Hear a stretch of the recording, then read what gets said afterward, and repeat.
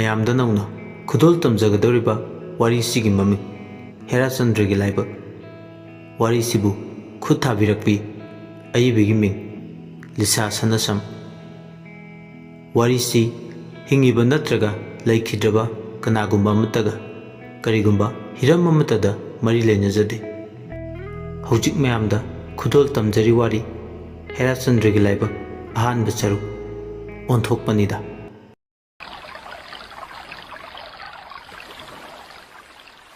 ꯍꯦꯔꯥꯆꯟꯗ꯭ꯔ ꯈꯣꯏꯖꯩ ꯑꯃꯒ ꯕꯥꯔꯇꯤꯜ ꯑꯃꯒ ꯄꯥꯏꯗꯨꯅ ꯇꯨꯔꯦꯜ ꯈꯣꯡꯕꯥꯜꯗꯨꯗ ꯈꯣꯏ ꯆꯨꯞꯇꯨꯅ ꯐꯝꯂꯦ꯫ ꯑꯣꯟꯊꯣꯛꯄꯅꯤ ꯏꯁꯤꯡꯁꯨ ꯌꯥꯝꯅ ꯂꯩꯇ꯭ꯔꯕ ꯇꯨꯔꯦꯜ ꯑꯗꯨꯗ ꯈꯣꯏ ꯆꯣꯞꯇꯨꯅ ꯉꯥ ꯐꯥꯅꯤ ꯍꯥꯏꯅ ꯃꯣꯟꯗꯥ ꯑꯔꯣꯏꯕꯤꯗ ꯅꯨꯡꯉꯥꯏꯅ ꯏꯁꯩꯒ ꯉꯪꯂꯗꯨꯅ ꯐꯝꯂꯤ꯫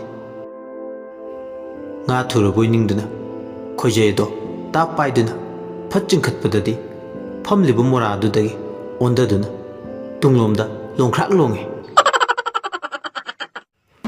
ꯐꯨꯛ ꯍꯧꯒꯠꯂꯛꯇꯨꯅ ꯃꯤ ꯎꯍꯧꯕ꯭ꯔꯥ ꯍꯥꯏꯗꯨꯅ ꯀꯣꯏꯌꯦꯡ ꯌꯦꯡꯉꯤ꯫ ꯀꯅꯥꯁꯨ ꯎꯍꯧꯗ꯭ꯔꯕꯗꯨꯗ ꯁꯣꯔꯗꯣ ꯁꯥꯡꯅ ꯍꯣꯟꯗꯣꯛꯇꯨꯅ ꯑꯁ ꯏꯁ ꯍꯦꯔꯥꯆꯟꯗ꯭ꯔ ꯏꯕꯣ ꯁꯤꯕꯨ ꯁꯤꯔꯝꯅꯤꯗ꯫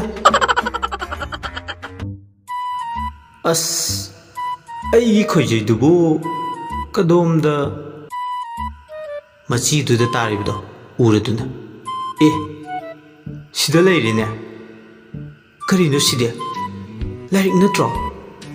ꯃꯥꯅꯤꯅꯦ ꯉꯥ ꯆꯣꯞꯄꯒ ꯂꯥꯏꯔꯤꯛ ꯑꯣꯏꯅ ꯊꯨꯔꯛꯏꯁꯤꯕꯨ ꯄꯦꯜꯂꯕꯅꯦ ꯑꯋꯣꯏꯕ꯫ ꯂꯥꯏꯔꯤꯛ ꯑꯗꯣ ꯍꯥꯏꯐꯦꯠ ꯐꯥꯛꯇꯣꯛꯇꯨꯅ ꯌꯦꯡꯂꯨꯏ꯫ ꯎꯔꯦ ꯂꯥꯏꯔꯤꯛ ꯑꯗꯨꯗ ꯊꯥꯔꯤꯕꯗꯣ ꯚꯨꯠ ꯁꯥꯟꯅꯕꯒꯤ ꯂꯥꯏꯔꯤꯛ꯫ ꯑꯦ ꯁꯤꯗꯤ ꯌꯥꯝ ꯀꯥꯟꯅꯅꯤꯅꯦ꯫ ꯊꯥꯏꯅ ꯑꯩꯈꯣꯏ ꯑꯕꯣꯛ ꯍꯣꯏ ꯏꯄꯨ ꯍꯣꯏꯅ ꯑꯍꯜ ꯂꯃꯟꯁꯤꯡꯅ ꯍꯥꯏꯅꯕꯗ ꯚꯨꯠꯁꯦ ꯐꯖꯅ ꯁꯤꯖꯤꯟꯅꯕ ꯌꯥꯏ, ꯄꯩꯁꯥ ꯄꯨꯍꯟꯕꯒ ꯌꯥꯏ ꯍꯥꯏꯅꯕꯅꯦ꯫ ꯑꯁ ꯐꯔꯦꯗ ꯄꯩꯁꯥꯅꯒ ꯄꯩꯁꯥ ꯄꯥꯏꯗꯕꯅꯦ ꯚꯨꯠꯀꯤ ꯃꯇꯦꯡꯗꯒꯤ ꯑꯃꯨꯛꯇꯪ ꯅꯨꯡꯉꯥꯏꯕ ꯌꯥꯕ꯭ꯔꯥ ꯌꯦꯡꯉꯒꯦ꯫ ꯁꯥꯟꯅꯕ ꯍꯥꯏꯔꯤꯁꯤꯅ ꯀꯃꯥꯏ ꯇꯧꯗꯣꯏꯖꯥꯠꯅꯣ? ꯍꯣꯔꯦꯟ ꯄꯥꯔꯒ ꯌꯦꯡꯂꯒꯦ꯫ ꯍꯦꯔꯥꯆꯟꯗ꯭ꯔ ꯂꯥꯏꯔꯤꯛ ꯑꯗꯨ ꯄꯥꯏꯗꯨꯅ ꯈꯣꯏꯖꯩꯗꯨꯃꯒ ꯌꯨꯝꯗ ꯄ꯭ꯔꯞ ꯄ꯭ꯔꯞ ꯀꯥꯔꯛꯑꯦ꯫ ꯃꯃꯥꯅ ꯅꯣꯡꯐꯨꯛ ꯉꯥꯟꯕꯗꯒꯤꯅ ꯅꯨꯃꯤꯠ ꯇꯥꯕ ꯐꯥꯎꯕꯁꯦ ꯀꯔꯤꯝꯇ ꯍꯦꯛ ꯁꯨꯗꯕ ꯉꯝꯃꯤ꯫ ꯈꯣꯏꯖꯩꯗꯨꯃꯒ ꯑꯩ ꯋꯥ ꯌꯥꯝ ꯉꯥꯡꯅꯤꯡꯗꯦꯀꯣ꯫ ꯍꯧꯔꯛꯑꯅꯤ ꯃꯥꯏ ꯍꯧꯅꯕꯤꯁꯦ ꯑꯃꯨꯛ꯫ ꯑꯩꯁꯨꯅꯦ ꯑꯁꯥꯒ ꯌꯥꯝ ꯇꯧꯔꯤꯕꯅꯤ ꯅꯣꯡꯃꯗꯤ ꯀꯔꯣꯔꯄꯇꯤꯒ ꯑꯣꯏꯔꯛꯀꯗꯣꯏꯅꯦ ꯅꯆꯥꯁꯦ, ꯏꯃꯥꯒꯁꯦ ꯅꯨꯡꯉꯥꯏꯅ ꯊꯝꯗꯣꯏꯕꯅꯤ꯫ ꯍꯥꯏꯌꯣ ꯏꯆꯥꯗꯤ ꯑꯁꯥꯒ ꯌꯥꯝ ꯋꯥꯡꯂꯤꯕ ꯑꯣꯏꯔꯦ, ꯁꯨꯅꯤꯡꯗ꯭ꯔꯤꯗꯨꯒ ꯀꯣꯡ ꯀꯣꯡ ꯂꯥꯎꯔꯤꯗꯨꯒ ꯀꯥꯟꯅꯗꯦ, ꯅꯪꯒ ꯑꯣꯟꯁꯤꯟꯅꯗꯅ ꯃꯇꯝ ꯃꯥꯡꯉꯤ꯫ ꯍꯣ ꯑꯩꯁꯨꯅꯦ ꯊꯕꯛ ꯇꯧꯒꯗꯕ ꯌꯥꯝ ꯂꯩ, ꯌꯦꯡꯕꯗ ꯀꯜꯂꯣ ꯍꯥꯏꯔꯤꯁꯤꯅꯤ꯫ ꯍꯥꯏ ꯍꯥꯏ ꯋꯥꯊꯤ ꯋꯥꯔꯦꯝ ꯇꯧꯔꯒ ꯂꯩꯔꯅꯨ, ꯑꯩ ꯀꯩꯊꯦꯜ ꯆꯠꯂꯦꯀꯣ꯫ ꯆꯥꯛ ꯏꯁꯤꯡꯗꯣ ꯐꯖꯅ ꯊꯣꯡꯗꯣꯛꯑꯣ, ꯑꯩꯒꯤꯗꯤ ꯍꯥꯞꯄꯨꯔꯅꯨ꯫ ꯍꯦꯔꯥꯆꯟꯗ꯭ꯔ ꯃꯃꯥꯅ ꯉꯥꯡꯂꯤꯕꯒꯗꯣ ꯇꯥꯗꯦ, ꯃꯥꯒꯤ ꯊꯣꯛꯄ ꯑꯃ ꯇꯧꯗꯨꯅ ꯂꯩ꯫ ꯃꯃꯥ ꯆꯠꯈ꯭ꯔꯦ ꯈꯪꯕꯒ ꯌꯨꯝꯒꯤ ꯊꯣꯡꯁꯤꯡꯗꯣ ꯄ꯭ꯔꯞ ꯄ꯭ꯔꯞ ꯂꯣꯟꯁꯤꯜꯂꯤ꯫ ꯃꯥꯒꯤ ꯀꯥꯗ ꯆꯪꯗꯨꯅ ꯉꯁꯥꯏ ꯇꯨꯔꯦꯜꯗꯒꯤ ꯐꯪꯂꯛꯈꯤꯕ ꯂꯥꯏꯔꯤꯛ ꯑꯗꯣ ꯄꯥꯕ ꯍꯧꯔꯦ꯫ ꯑꯍꯥꯟꯕ ꯂꯩꯃꯥꯏ ꯚꯨꯠ ꯀꯔꯝꯅ ꯀꯧꯊꯣꯛꯀꯅꯤ? ꯑꯍꯤꯡ ꯅꯣꯡꯌꯥꯏꯗ ꯃꯤ ꯎꯔꯣꯏꯗꯕ ꯃꯐꯝ ꯃꯩ ꯑꯃꯇ ꯊꯥꯟꯗꯅ ꯇꯧꯒꯗꯕ ꯂꯥꯏꯔꯣꯏ꯫ ꯍꯦꯔꯥꯆꯟꯗ꯭ꯔ ꯂꯥꯏꯔꯤꯛ ꯑꯗꯣ ꯃꯨꯟꯅ ꯄꯥꯔꯤ꯫ ꯑꯁꯨꯝꯅ ꯃꯇꯝ ꯑꯗꯣ ꯍꯧꯈ꯭ꯔꯦ꯫ ꯅꯨꯃꯤꯗꯥꯡꯒꯤ ꯑꯍꯤꯡ ꯅꯣꯡꯌꯥꯏꯒꯤ ꯃꯇꯝꯅꯤ꯫ ꯍꯦꯔꯥꯆꯟꯗ꯭ꯔ ꯍꯤꯞꯂꯝꯕꯗꯒꯤ ꯂꯣꯡꯅ ꯐꯨꯛ ꯂꯥꯎꯅ ꯍꯧꯒꯠꯂꯛꯇꯨꯅ ꯄꯨꯡ ꯀꯌꯥ ꯇꯥꯔꯕꯅꯣ ꯌꯦꯡꯉꯤ꯫ 12 ꯇꯥꯒꯗꯕ ꯁꯨꯞꯅꯇꯒꯤ ꯃꯤꯅꯤꯠ 10 ꯈꯛꯇ ꯉꯥꯏꯔꯝꯃꯦ꯫ ꯍꯩꯁ ꯁꯤꯗꯤ ꯆꯞ ꯆꯥ ꯂꯩꯔꯝꯃꯦ꯫ ꯑꯩꯈꯣꯏ ꯏꯃꯥꯗꯨꯕꯨ ꯇꯨꯝꯈ꯭ꯔꯖꯥꯠꯂꯥ? ꯈꯨꯅꯤꯡ ꯀꯥꯡ ꯀꯥꯡꯗꯨꯅ ꯃꯃꯥꯒꯤ ꯐꯃꯨꯡ ꯃꯅꯥꯛꯇ ꯇꯞꯅ ꯆꯪꯉꯛꯑꯦ꯫ ꯀꯥꯡꯈꯜꯗꯣ ꯇꯞꯅ ꯍꯥꯡꯗꯣꯛꯇꯨꯅ ꯇꯨꯃꯤꯟꯅ ꯌꯦꯡꯉꯤ꯫ ꯃꯃꯥꯗꯤ ꯏꯁꯤꯁꯤꯅ ꯇꯨꯝꯂꯒ ꯂꯩꯔꯝꯕꯗꯣ ꯃꯗꯨ ꯎꯕꯗ ꯋꯥꯏ ꯁꯪꯕꯒꯤ ꯁꯣꯔ ꯑꯃ ꯍꯣꯟꯇꯣꯛꯑꯦ꯫ ꯐꯔꯦꯗ ꯆꯞ ꯆꯥꯔꯦ꯫ ꯀꯥꯡꯈꯜꯗꯣ ꯐꯖꯅ ꯌꯦꯞꯁꯤꯟꯕꯤꯔꯝꯂꯒ ꯃꯥꯒꯤ ꯁꯦꯟꯗꯜꯗꯨꯒ ꯂꯥꯏꯔꯤꯛꯇꯨꯃꯒ ꯁꯦꯒꯥꯗ ꯌꯦꯞꯇꯨꯅ ꯇꯞꯅ ꯇꯞꯅ ꯊꯣꯛꯂꯛꯑꯦ꯫ ꯃꯈꯣꯏ ꯏꯪꯈꯣꯜ ꯃꯅꯤꯡꯒꯤ ꯄꯨꯈ꯭ꯔꯤ ꯃꯄꯥꯜꯗꯨꯗ ꯐꯝꯗꯨꯅ ꯃꯀꯣꯛꯇ ꯈꯨꯗꯩꯗꯨꯃ ꯀꯣꯛꯁꯤꯠ ꯌꯦꯠꯁꯤꯜꯂꯒ ꯈꯨꯕꯥꯛ ꯑꯍꯨꯝꯂꯛ ꯄꯣꯞ ꯄꯣꯞ ꯊꯥꯗꯨꯅ ꯂꯥꯏꯔꯤꯛꯇ ꯌꯥꯎꯔꯝꯕ ꯂꯥꯏꯔꯣꯟꯁꯤꯡꯗꯨ ꯁꯣꯜꯂꯦ꯫ ꯂꯥꯏꯔꯣꯟ ꯑꯗꯣ ꯁꯣꯟꯕ ꯂꯣꯏꯔꯛꯄꯗ ꯕꯨꯠ ꯑꯗꯣ ꯊꯣꯛꯂꯛꯅꯕ ꯕꯨꯠ ꯑꯗꯨꯒꯤ ꯃꯃꯤꯡ ꯄꯟꯗꯨꯅ ꯃꯣꯗꯣꯔꯩ ꯀꯨ ꯀꯨ ꯀꯨ ꯀꯨ ꯀꯨ ꯀꯨ ꯀꯨ ꯋꯥꯍꯩꯁꯦ ꯍꯥꯏꯕ ꯍꯦꯛ ꯂꯣꯏꯕꯒ ꯃꯨꯁꯤꯟ ꯃꯨꯕꯤ ꯃꯌꯥꯗꯨꯅ ꯃꯃꯤꯠ ꯊꯛꯄ ꯃꯈꯩ ꯉꯧꯔꯣꯛ ꯉꯧꯕꯤ ꯃꯃꯤꯠ ꯑꯗꯨꯅ ꯏꯔꯪ ꯂꯪ ꯃꯁꯝꯗꯨꯅ ꯏꯈꯣꯏ ꯈꯣꯏꯔꯒ ꯏꯐꯥ ꯐꯥꯔꯗꯨꯅ ꯃꯌꯥꯗꯣ ꯏꯍꯤ ꯍꯤꯒꯠꯇꯨꯅ ꯍꯥꯏꯔꯤ ꯑꯩꯕꯨ ꯀꯧꯕꯤꯕꯕꯨ ꯀꯔꯤ ꯌꯥꯋꯥ ꯆꯤꯡꯒꯣꯏꯕꯤꯒꯗꯒꯦ? ꯍꯦꯔꯥꯆꯟꯗ꯭ꯔ ꯈꯪꯄ꯭ꯔꯦꯛ ꯈꯪꯂꯗꯨꯅ ꯀꯟꯅ ꯂꯥꯎꯔꯦ, ꯍꯣꯏꯃꯥ ꯀꯤꯌꯦ!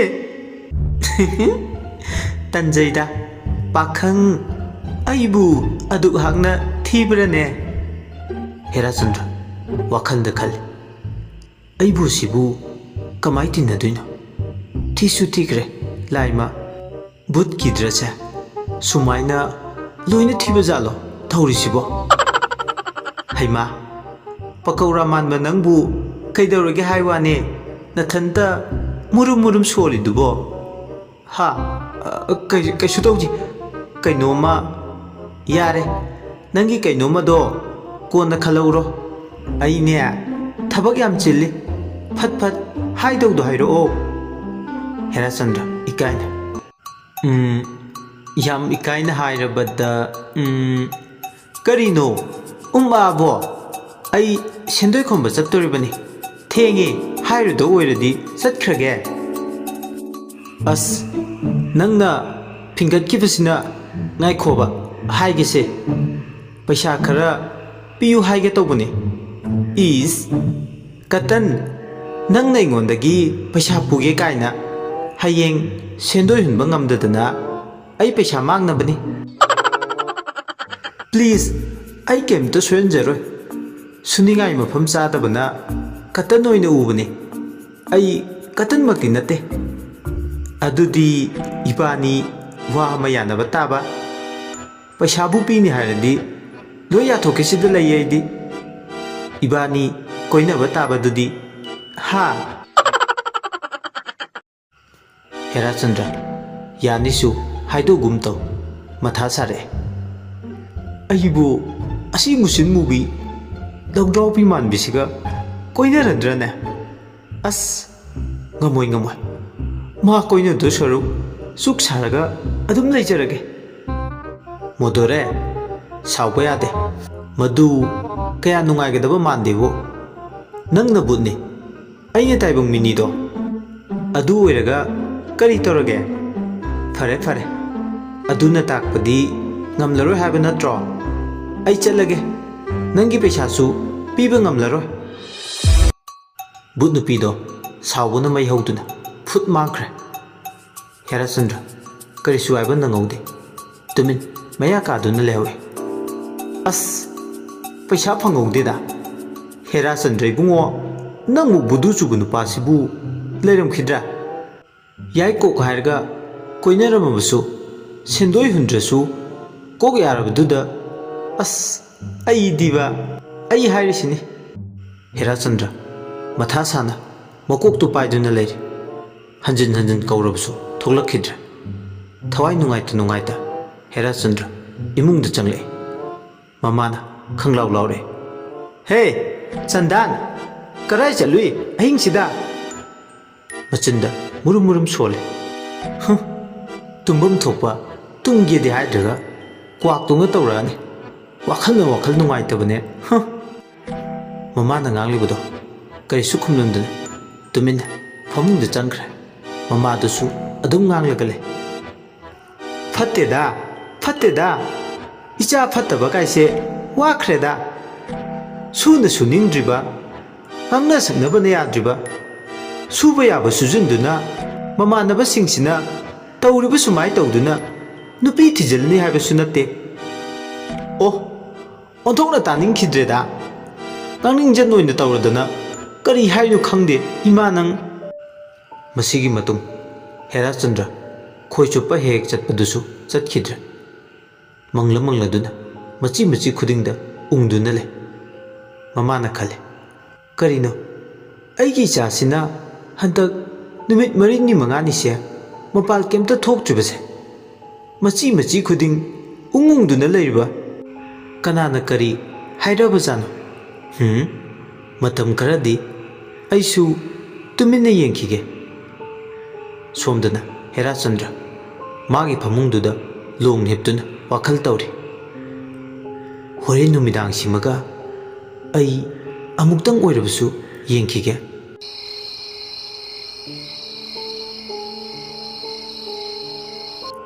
ꯅꯨꯃꯤꯗꯥꯡꯒꯤ ꯃꯇꯝꯅꯤ꯫ ꯍꯦꯔꯥꯆꯟꯗ꯭ꯔ ꯇꯨꯃꯤꯟꯅ ꯊꯣꯛꯂꯛꯇꯨꯅ ꯄꯨꯈ꯭ꯔꯤ ꯃꯄꯥꯜ ꯇꯝꯅ ꯂꯥꯛꯇꯨꯅ ꯍꯥꯟꯅꯒꯤ ꯃꯇꯧꯒꯨꯝ ꯕꯨꯠ ꯅꯨꯄꯤꯗꯣ ꯀꯧꯊꯣꯛꯂꯦ꯫ ꯑꯅꯤꯔꯛ ꯀꯧꯊꯣꯛꯄ ꯐꯥꯎ ꯊꯣꯛꯂꯛꯑꯝꯗꯦ, ꯑꯗꯨꯕꯨ 3ꯂꯛ ꯁꯨꯕꯗꯨꯗꯗꯤ ꯐꯠ ꯊꯣꯛꯂꯛꯑꯦ꯫ ꯕꯨꯠ ꯅꯨꯄꯤꯗꯣ ꯀ꯭ꯋꯥ ꯃꯇꯞ ꯑꯃꯒ ꯄꯩꯔꯒ ꯈꯥꯒꯤ ꯂꯩꯌꯥꯎ ꯅꯥꯆꯣꯝ ꯑꯃ ꯁꯨꯆꯤꯜꯂꯦ꯫ ꯈꯣꯏꯔꯤ ꯈꯣꯏꯔꯤ ꯏꯐꯥ ꯐꯥꯔꯕ ꯃꯁꯛ ꯑꯗꯨꯗ ꯂꯩꯍꯥꯎ ꯑꯃꯅꯤꯁꯨ ꯌꯥꯜꯂꯦ꯫ ꯐꯠ ꯊꯣꯛꯂꯛꯇꯨꯅ, ꯍꯥꯏ, ꯀꯔꯤꯅꯣ ꯅꯪꯅ ꯑꯩꯕꯨ ꯆꯒꯠ ꯆꯒꯠ ꯁꯨꯝ ꯀꯧꯔꯤꯕꯁꯦ?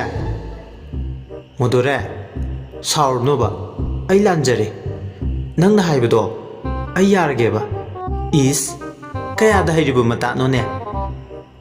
ꯑꯁꯦꯡꯕꯅꯤ ꯃꯣꯗꯣꯔꯦ, ꯇꯧꯁꯤꯟꯅꯕ ꯅꯠꯇꯦ꯫ ꯑꯩ ꯅꯪꯒ ꯅꯨꯡꯁꯤꯅꯖꯦ ꯍꯥꯏꯕꯗꯣ ꯌꯥꯔꯒꯦꯕ꯫ ꯁꯦꯡꯗꯤ ꯁꯦꯡꯉꯦꯀꯣ? ꯐꯩ ꯐꯩ, ꯇꯧꯁꯤꯟꯅꯕꯒ ꯑꯣꯏꯔꯝꯂꯕ ꯃꯣꯗꯣꯔꯦ ꯑꯩꯒꯤ ꯏꯇꯤꯛ ꯈꯪꯍꯟꯒꯗꯕꯅꯦ꯫ ꯑꯗꯣ ꯅꯪꯅ ꯄꯩꯁꯥ ꯄꯤꯌꯨ ꯍꯥꯏꯗꯅ ꯑꯗꯣ ꯀꯌꯥꯅꯣ? ꯍꯦꯔꯥꯆꯟꯗ꯭ꯔ ꯍꯔꯥꯎꯅ, ꯂꯥꯛ 10 ꯈꯛꯇꯪ ꯄꯤꯕꯤꯔꯗꯤ ꯅꯨꯡꯉꯥꯏꯈ꯭ꯔꯅꯤ꯫ ꯑꯦ, ꯑꯗꯨꯛ ꯌꯥꯝꯕꯗꯨꯗꯤ ꯅꯪꯗꯤ ꯀꯩꯗ ꯁꯤꯖꯤꯟꯅꯗꯣꯏꯕ? ꯑꯩꯈꯣꯏ ꯏꯃꯨꯡꯗꯣ ꯏꯃꯥ ꯂꯨꯈ꯭ꯔꯥꯕꯤꯒ ꯑꯩꯒ ꯈꯛ ꯂꯩꯖꯕꯅꯦ꯫ ꯏꯄꯥ ꯅꯥꯕꯗ ꯆꯪꯈꯤꯕ ꯁꯦꯜꯁꯤꯡꯗꯁꯨ ꯈ꯭ꯋꯥꯡ ꯀꯣꯏꯔꯦ꯫ ꯁꯨꯐꯝ ꯅꯣꯡꯐꯝꯁꯨ ꯂꯩꯇꯦ꯫ ꯑꯗꯨꯅꯅꯤ ꯑꯩ ꯀꯔꯤ ꯀꯔꯤ ꯇꯧꯕ ꯌꯥꯕ ꯀꯔꯕꯥꯔ ꯀꯔꯤꯅꯣ ꯈꯔ ꯇꯧꯔꯒ ꯍꯧꯗꯣꯛꯅꯒꯦ ꯇꯧꯕꯅꯤ꯫ ꯐꯔꯦ, ꯄꯤꯔꯒꯦ꯫ ꯑꯗꯣ ꯁꯦꯔꯥꯟ ꯇꯨꯔꯥꯟꯒꯗꯤ ꯁꯤꯖꯤꯟꯅꯕ ꯌꯥꯔꯣꯏꯀꯣ?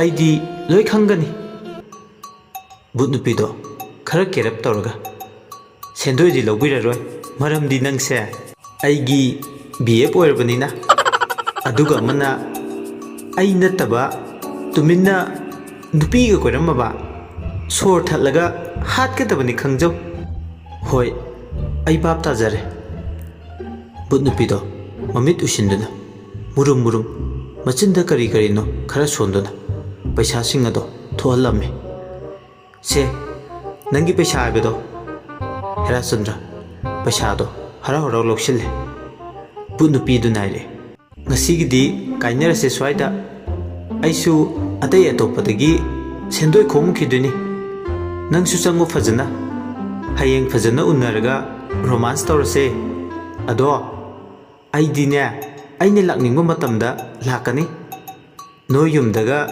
ꯀꯔꯤꯒꯨꯝꯕꯒ ꯇꯝꯅꯔꯛꯑꯗꯤꯅꯦ ꯅꯁꯥꯅ ꯈꯪꯅ ꯐꯠ ꯐꯠ ꯊꯣꯛꯂꯛꯀꯗꯕ꯫ ꯍꯣꯏ, ꯑꯗꯣ ꯌꯥꯝ ꯀꯟꯅ ꯀꯟꯅꯗꯤ ꯇꯝꯅꯔꯛꯀꯅꯨ꯫ ꯑꯩꯈꯣꯏ ꯏꯃꯥꯗꯣ ꯃꯁꯥ ꯁꯣꯜꯂꯦꯕ꯫ ꯑꯃꯨꯛ ꯋꯥꯟꯊ ꯈꯣꯠꯊꯗꯅ ꯇꯧꯈ꯭ꯔꯗꯤ ꯐꯔꯛ ꯇꯥꯔꯅꯤ꯫ ꯑꯁꯨꯝꯅ ꯅꯨꯃꯤꯠ ꯑꯁꯤꯗꯒꯤ ꯍꯦꯔꯥꯆꯟꯗ꯭ꯔ ꯈꯨꯜ ꯑꯁꯤꯗꯒꯤ ꯈ꯭ꯋꯥꯏꯗꯒꯤ ꯄꯩꯁꯥ ꯄꯥꯏꯕ ꯃꯤꯁꯛ ꯑꯃ ꯑꯣꯏꯕ ꯉꯝꯈ꯭ꯔꯦ꯫ ꯌꯨꯝꯁꯨ ꯆꯥꯎꯅ ꯁꯥꯗꯨꯅ ꯂꯟ ꯊꯨꯝ ꯂꯦꯞꯁꯤꯟꯕ ꯉꯝꯈ꯭ꯔꯦ꯫ ꯃꯃꯥꯗꯨꯁꯨ ꯁꯅꯥ ꯂꯨꯄꯥ ꯁꯤꯗꯨꯅ ꯅꯨꯡꯉꯥꯏꯅ ꯂꯩꯕ ꯑꯣꯏꯈ꯭ꯔꯦ꯫ ꯃꯃꯥꯅ, ꯏꯕꯨꯡꯉꯣ, ꯀꯩ ꯍꯥꯏꯒꯦ ꯏꯃꯥ? ꯅꯪꯕꯨ ꯏꯃꯥꯅ ꯍꯥꯏꯕ ꯋꯥꯗꯣ ꯌꯥꯔꯕ꯭ꯔꯣ? ꯀꯔꯤ ꯈꯜꯂꯤꯕꯅꯣ? ꯏꯃꯥ, ꯋꯥꯊꯤ ꯋꯥꯔꯦꯝ ꯇꯥꯅꯤꯡꯗꯦꯀꯣ? ꯍꯩꯃꯥ, ꯏꯃꯥꯁꯦ ꯑꯍꯟ ꯍꯥꯏꯕꯗꯣ ꯑꯣꯏꯁꯤꯜꯂꯛꯂꯕꯅꯤ꯫ ꯏꯆꯥ ꯏꯃꯧꯒꯤ ꯁꯦꯕꯥ ꯀꯥꯏꯗꯣ ꯄꯥꯝꯂꯛꯏꯅꯦ꯫ ꯏꯃꯥ, ꯇꯥꯅꯤꯡꯗꯦ ꯑꯗꯨꯒꯨꯝꯕ ꯋꯥꯗꯣ ꯍꯧꯗꯣꯔꯛꯀꯅꯨ ꯍꯥꯏꯕ ꯅꯠꯇ꯭ꯔꯣ? ꯍꯦꯔꯥꯆꯟꯗ꯭ꯔ ꯁꯥꯎꯁꯤꯟꯅꯗꯨꯅ ꯏꯃꯨꯡꯗ ꯆꯪꯈ꯭ꯔꯦ꯫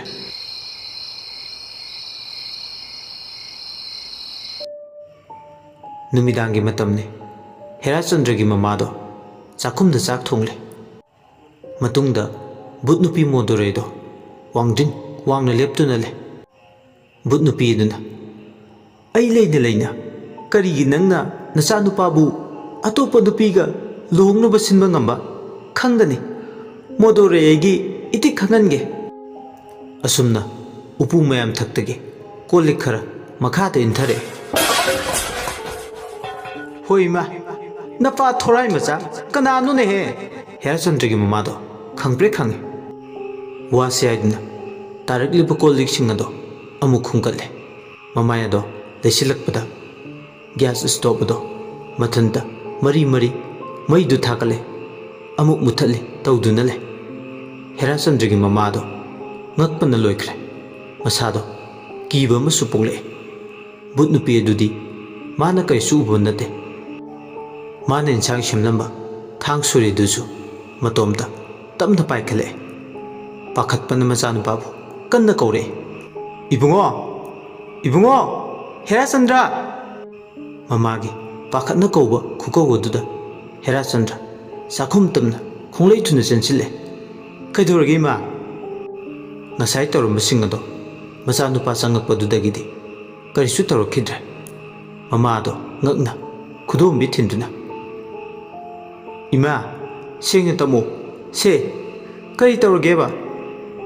ꯈꯪꯗꯦ ꯏꯕꯨꯡꯉꯣ, ꯏꯃꯥ ꯒ꯭ꯌꯥꯟ ꯇꯥꯗ꯭ꯔꯦ꯫ ꯊꯥꯡꯒꯁꯦ ꯃꯇꯣꯝꯇ ꯋꯥꯡꯅ ꯄꯥꯏꯈꯠꯂꯦ꯫ ꯑꯁ, ꯑꯩꯈꯣꯏ ꯃꯥꯁꯤꯗꯤꯕ ꯊꯕꯛ ꯉꯥꯏꯍꯥꯛꯇꯪ ꯇꯧꯕꯁꯤꯗ ꯑꯗꯨꯝ ꯌꯦꯠꯂꯗꯕꯅꯤ꯫ ꯃꯣꯗꯨꯔꯩꯅ ꯇꯧꯕꯅꯤ ꯚꯥꯞ ꯇꯥꯔꯗꯨꯅ ꯍꯦꯔꯥꯆꯟꯗ꯭ꯔ ꯉꯥꯡꯁꯤꯟꯅꯗꯨꯅ ꯊꯣꯛꯈ꯭ꯔꯦ꯫ ꯃꯃꯥ ꯑꯗꯨꯗꯤ ꯑꯉꯥꯎꯕꯤ ꯇꯥꯔꯗꯨꯅ ꯇꯤꯡꯉꯛ ꯂꯩꯍꯧꯔꯦ꯫ ꯍꯦꯔꯥꯆꯟꯗ꯭ꯔ ꯃꯥꯒꯤ ꯀꯥꯗ ꯄ꯭ꯔꯞ ꯆꯪꯉꯛꯇꯨꯅ, ꯃꯣꯗꯣꯔꯦ, ꯃꯣꯗꯣꯔꯦ! ꯍꯣ, ꯑꯩ ꯁꯤꯗ ꯂꯩꯖꯔꯦ꯫ ꯑꯗꯨ ꯀꯟꯅ ꯀꯧꯕꯤꯔꯛꯏꯗꯨꯕꯨ ꯀꯔꯤꯒꯤꯅꯣ? ꯅꯪꯁꯤꯗꯤꯕꯀꯣ, ꯏꯃꯥꯗ ꯀꯤꯍꯟ ꯈꯪꯍꯟꯕ ꯇꯧꯒꯅꯨ ꯍꯥꯏꯔꯃꯛꯇꯗ ꯅꯪꯁꯤꯗꯤꯕ, ꯍꯣꯏ ꯌꯥꯝ ꯋꯥꯠꯂꯤ, ꯅꯩꯈꯥꯏꯈꯤꯗꯣꯏꯅꯦ꯫ ꯃꯊꯣꯡꯗꯤ ꯂꯥꯏꯃ ꯆꯥꯗꯦ ꯅꯪꯁꯤꯗꯤ꯫ ꯑꯗꯣ ꯃꯣꯗꯣꯔꯦ, ꯋꯥ ꯑꯝꯇ ꯍꯥꯏꯒꯦꯅ? ꯀꯩ ꯇꯧꯔꯦ ꯑꯃꯨꯛ? ꯍꯌꯦꯡꯗꯤ ꯄꯥꯔꯂꯔꯗ ꯆꯠꯂꯨꯁꯦ꯫ ꯉꯝꯖꯗ꯭ꯔꯦ, ꯐꯖꯧ ꯍꯥꯏꯕꯁꯨ ꯌꯥꯔꯣꯏꯗꯕ ꯗꯥꯔꯅꯤ ꯑꯩꯈꯣꯏꯗꯤ꯫ ꯀꯩ ꯀꯥꯟꯅꯅꯕꯅꯣ ꯗꯤꯌꯥꯔ?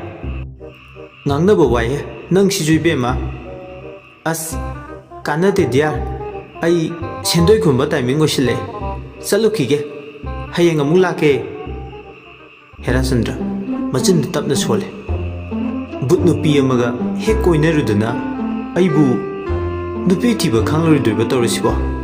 ꯑꯣꯟꯊꯣꯛꯄꯅꯤꯗ꯫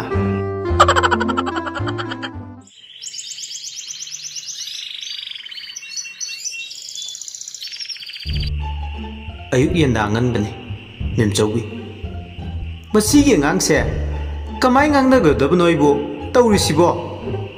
ꯃꯦꯝꯆꯧꯕꯤ ꯄ꯭ꯔꯞ ꯃꯆꯥꯅꯨꯄꯥꯒꯤ ꯀꯥꯗ ꯆꯪꯉꯛꯇꯨꯅ, ꯏꯕꯨꯡꯉꯣ, ꯏꯕꯨꯡꯉꯣ, ꯏꯕꯨꯡꯉꯣ! ꯍꯦꯔꯥꯆꯟꯗ꯭ꯔ ꯑꯐꯤꯡ ꯑꯄꯥꯏ ꯑꯣꯏꯅ ꯍꯧꯒꯠꯂꯛꯇꯨꯅ ꯄꯥꯈꯠꯅ, ꯍꯥ, ꯀꯅꯥ ꯀꯩꯗꯧꯔꯦꯕ? ꯍꯥꯏ ꯆꯟꯗꯥꯜ, ꯄ꯭ꯔꯞ ꯍꯧꯒꯠꯂꯣ, ꯍꯤꯡꯒꯣꯜ ꯏꯁꯤꯡꯒꯁꯦ ꯈꯔ ꯆꯥꯏꯔꯨ ꯂꯥꯎ꯫ ꯍꯦꯔꯥꯆꯟꯗ꯭ꯔ ꯐꯃꯨꯡ ꯃꯌꯥꯏꯗꯨꯗ ꯐꯝꯗꯨꯅ ꯃꯥꯒꯤ ꯀꯥꯒꯤ ꯑꯀꯣꯏꯕꯗꯨꯗ ꯀꯣꯏꯅ ꯏꯉꯛꯉꯛꯅ ꯌꯦꯡꯉꯤ꯫ ꯃꯆꯤꯟꯗ ꯇꯞꯅ, ꯑꯣ, ꯄꯨꯝꯅꯃꯛ ꯃꯪꯂꯥꯟꯒꯤ ꯂꯤꯂꯥ ꯑꯣꯏꯔꯝꯂꯕ? ꯆꯥꯛꯇꯤ ꯆꯥꯛꯈ꯭ꯔꯦꯗ ꯁꯩꯇ꯫ ꯍꯥꯏ, ꯑꯩ ꯀꯩꯊꯦꯜ ꯊꯦꯡꯉꯦ, ꯐꯠ ꯍꯧꯒꯠꯂꯣ, ꯀꯔꯤꯅꯣ ꯇꯧꯁꯤꯜꯂꯨ꯫ ꯃꯦꯝꯆꯧꯕꯤꯁꯨ ꯊꯣꯛꯈ꯭ꯔꯦ꯫ ꯍꯦꯔꯥꯆꯟꯗ꯭ꯔ ꯃꯇꯣꯝꯇ ꯂꯩꯍꯧꯔꯦ꯫ ꯀꯥꯟꯅꯗꯦ, ꯁꯤꯗꯤ ꯉꯁꯤꯒꯤ ꯃꯪꯗꯣ, ꯑꯁ, ꯇꯨꯔꯦꯜ ꯃꯄꯥꯜ ꯐꯥꯎꯗ ꯈꯣꯏꯁꯨ ꯄꯨꯈꯤꯒꯦ, ꯌꯨꯝꯒꯤ ꯊꯕꯛꯀ ꯂꯥꯏꯔꯤ꯫ ꯍꯦꯔꯥꯆꯟꯗ꯭ꯔ ꯈꯣꯏꯖꯩ ꯑꯃꯒ ꯕꯥꯔꯇꯤꯜ ꯑꯃꯒ ꯇꯨꯔꯦꯜ ꯈꯣꯡꯕꯥꯜ ꯇꯝꯅ ꯂꯥꯛꯑꯦ꯫ ꯂꯩꯀꯥꯏꯒꯤ ꯃꯃꯥꯟꯅꯕ ꯏꯕꯣꯊꯦ ꯀꯧꯕ ꯑꯃꯁꯨ ꯂꯩꯔꯝꯃꯤ꯫ ꯏꯕꯣꯊꯦꯅ, ꯑꯣꯏ ꯍꯦꯔꯥ, ꯅꯪꯁꯨ ꯈꯣꯏ ꯆꯨꯞꯄ ꯂꯥꯛꯏꯔꯣ? ꯍꯣꯏ ꯏꯇꯥꯎ, ꯁꯨꯝ ꯉꯥꯏꯍꯥꯛ ꯌꯦꯡꯂꯨꯒꯦꯅ ꯂꯥꯛꯏꯅꯦ꯫ ꯅꯪꯗꯤ ꯀꯌꯥꯝ ꯐꯥꯔꯒꯦ? ꯍꯣ, ꯌꯦꯡꯉꯣ, ꯏꯐꯥꯕꯨ ꯐꯥꯗꯦꯗ, ꯉꯥꯏꯍꯥꯛ ꯂꯩꯔꯒ ꯀꯥꯔꯗꯕꯅꯦ꯫ ꯍꯦꯔꯥꯆꯟꯗ꯭ꯔ ꯑꯃꯗꯤ ꯏꯕꯣꯊꯦ ꯈꯔ ꯂꯥꯞꯇꯛꯅ ꯐꯝꯅꯔꯒ ꯈꯣꯏ ꯆꯨꯞꯅꯔꯤ꯫ ꯍꯦꯔꯥꯆꯟꯗ꯭ꯔ ꯁꯥꯎꯅꯤꯡꯅ ꯃꯆꯤꯟꯗ ꯃꯨꯔꯨꯝ ꯁꯣꯜꯂꯦ꯫ ꯃꯁꯤꯒꯤ ꯃꯤꯁꯦ ꯀꯩꯗꯧꯕꯒꯤ ꯂꯩꯔꯝꯃꯤꯅꯣ ꯈꯪꯗꯦ꯫ ꯉꯔꯥꯡꯒꯤ ꯃꯪꯗꯨꯒ ꯍꯥꯏꯔꯨꯔꯗꯤ ꯈꯨꯂꯥꯡꯈꯥꯡꯗꯒꯤ ꯂꯣꯏ ꯐꯣꯔꯁꯥ ꯆꯠꯂꯦ꯫ ꯑꯩꯅꯗꯤ ꯑꯁꯥ ꯑꯃꯗ ꯂꯥꯛꯆꯔꯤꯕꯅꯤ, ꯍꯦ ꯍꯦꯔꯥꯆꯟꯗ꯭ꯔꯒꯤ ꯂꯥꯏꯕꯛ꯫ ꯏꯕꯣꯊꯦꯅ, ꯃꯇꯥꯎꯕꯤ, ꯄꯨꯟꯗꯕꯁꯨ ꯀꯨꯏꯔꯦ, horendi amta punsidana hoi yaine kuire haigumdana karaida punsiga aidi iya yaida adudi maningi punpham duda hekta tawrusine yai yai punbadi kana kana hanagi party du adumlo natradi akhoi kangubu popa kaya brane adune surdadi nungai roiba punna punna ngauminnadana langminnadana tawraga fare matawbi ai chak lambade yadre karamage hore numidang waram do thengnarase hoi hoi matawbi ibo thedi mayumda kakre turel khungbal duda Herachandra mathanta ngayawre mathanta tuminna sum khoi jupe ayuk angan madagi la ibudo sumna tangi phabonga ani um khak partin duda krang krang launa yawre madu ubuda Herachandra pele lai ma oiba ngada siga nungsa marak sida ngasai makai phaurise sigini na lairik turakadrana ngaibesu sungthu hek thude tanja tuda khojedo kan hek lumkhale Herachandra e palu law ya de ni sidi mongphau na re la la la harauna khojedo tap pai dun chingkale khallu nama oirak panama oiramle e kainu sidi phini ne kari phinu sibo phido mokhunna paiduna kai phinu yeng mahachandan kanagi phani nu sidi as daw ga yaroi amta khoi ga chupoi lairik phangbrai bu phani koina phange napa thorai masa singje Herachandra sauna gam gam chatra numidang waram gi matamne puncha ne gi matamdo oiraktuna yumdo thonglon silamduna tholai bokhutta gaja sim karasu paiduna pure ibothena e lakti laedana aikhoidi laroidrana khallurubane laktradi ganja thibudane aikhoi mana karaida losalmino khangdadana puraktra bhaisa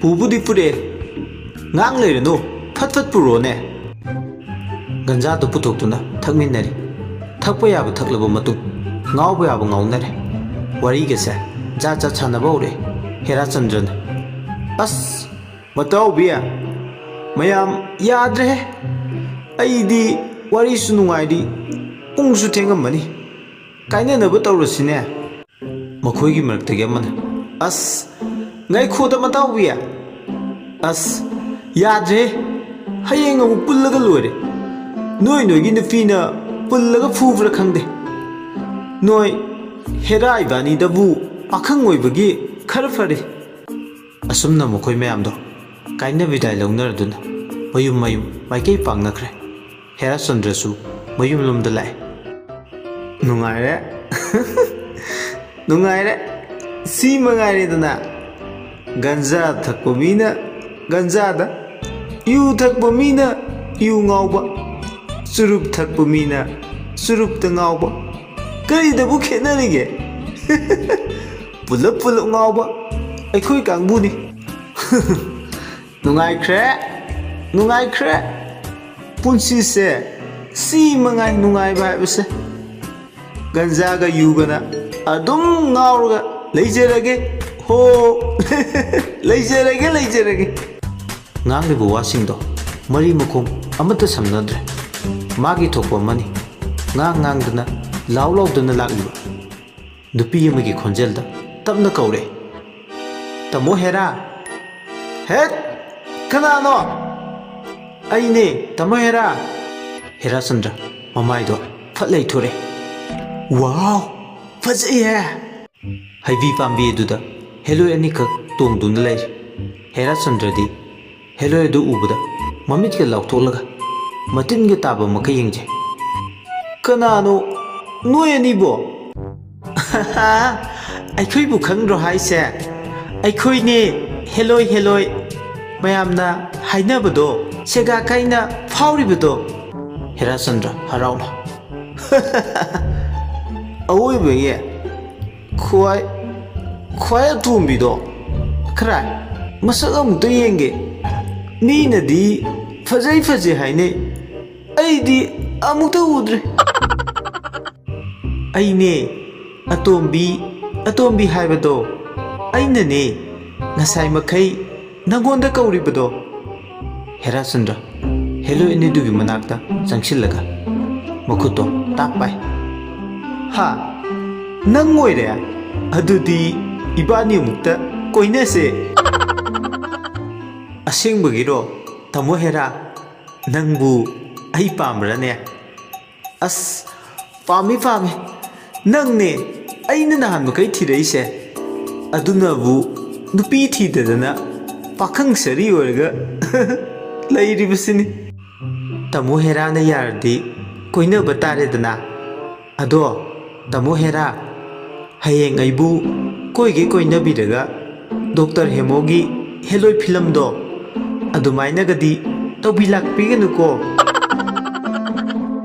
ꯇꯧꯔꯣꯏꯗ ꯅꯪꯅ ꯍꯥꯏꯔꯤ ꯃꯈꯩ ꯏꯟꯗꯣꯏꯅꯦ ꯅꯪꯅ ꯌꯥꯝ ꯊꯥꯖꯗ꯭ꯔꯗꯤ ꯂꯥꯛꯑꯣ ꯀꯔꯥꯏꯗꯅꯣ ꯅꯪꯅ ꯊꯥꯖꯅꯕ ꯄꯨꯕꯤꯔꯣ ꯑꯁꯦꯡꯕꯒꯤꯔꯣ ꯑꯁꯦꯡꯕꯒꯤꯅꯤꯅꯦ ꯑꯗꯣ ꯅꯪꯒꯤ ꯃꯤꯡꯁꯦ ꯅꯨꯡꯁꯤꯅ ꯑꯃꯨꯛꯇꯪꯗꯤ ꯊꯣꯟꯕꯤꯒꯦꯗꯅ ꯌꯥꯏꯌꯦ ꯀꯩ ꯊꯣꯟꯕꯤꯒꯦ ꯍꯥꯏꯅꯣ ꯀꯨꯁꯨꯝ ꯂꯩ ꯇꯜꯂꯦ ꯑꯗꯨꯗꯤ ꯐꯤꯂꯝꯗ ꯀꯧꯅꯕꯗꯨꯅꯦ ꯑꯗꯨ ꯅꯠꯇꯕ ꯑꯃ ꯊꯣꯟꯕꯤꯌꯣꯕ ꯍꯥꯅꯤ ꯀꯧꯔꯒꯦ ꯑꯗꯨꯗꯤ ꯋꯥꯎ ꯌꯥꯝ ꯐꯖꯩꯌꯦ ꯍꯦꯂꯣꯏ ꯃꯆꯦꯗꯣ ꯈꯧꯗꯦꯝ ꯂꯩ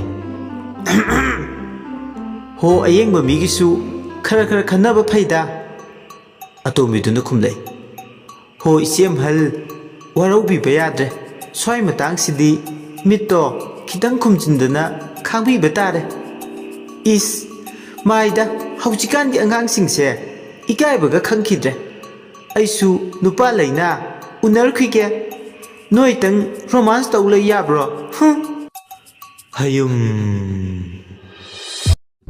ꯍꯦꯂꯣꯏ ꯃꯆꯦꯗꯣ ꯃꯥꯡꯈ꯭ꯔꯦ ꯍꯦꯔꯥꯆꯟꯗ꯭ꯔꯗꯣ ꯅꯣꯏ ꯆꯦ ꯀꯌꯥ ꯁꯨꯕꯤꯅꯣ ꯍꯧꯖꯤꯛꯀꯤꯗꯣ ꯑꯅꯤꯁꯨꯕꯤꯅꯦ ꯁꯥꯎꯗꯤ ꯁꯥꯎꯒꯅꯨ ꯅꯪꯒ ꯅꯁꯛ ꯌꯥꯝ ꯈꯦꯠꯅꯩꯅ ꯅꯪꯗꯤ ꯂꯥꯏꯒꯤ ꯃꯆꯥ ꯃꯥꯜꯂꯦ ꯅꯣꯏ ꯆꯦꯁꯤꯅ ꯀꯥꯔ ꯑꯦꯛꯁꯤꯗꯦꯟ ꯇꯧꯔꯨꯕꯗꯒꯤ ꯒꯥꯔꯤ ꯃꯃꯥꯏ ꯀꯣꯞꯄꯗꯣ ꯌꯥꯝ ꯃꯥꯜꯂꯦ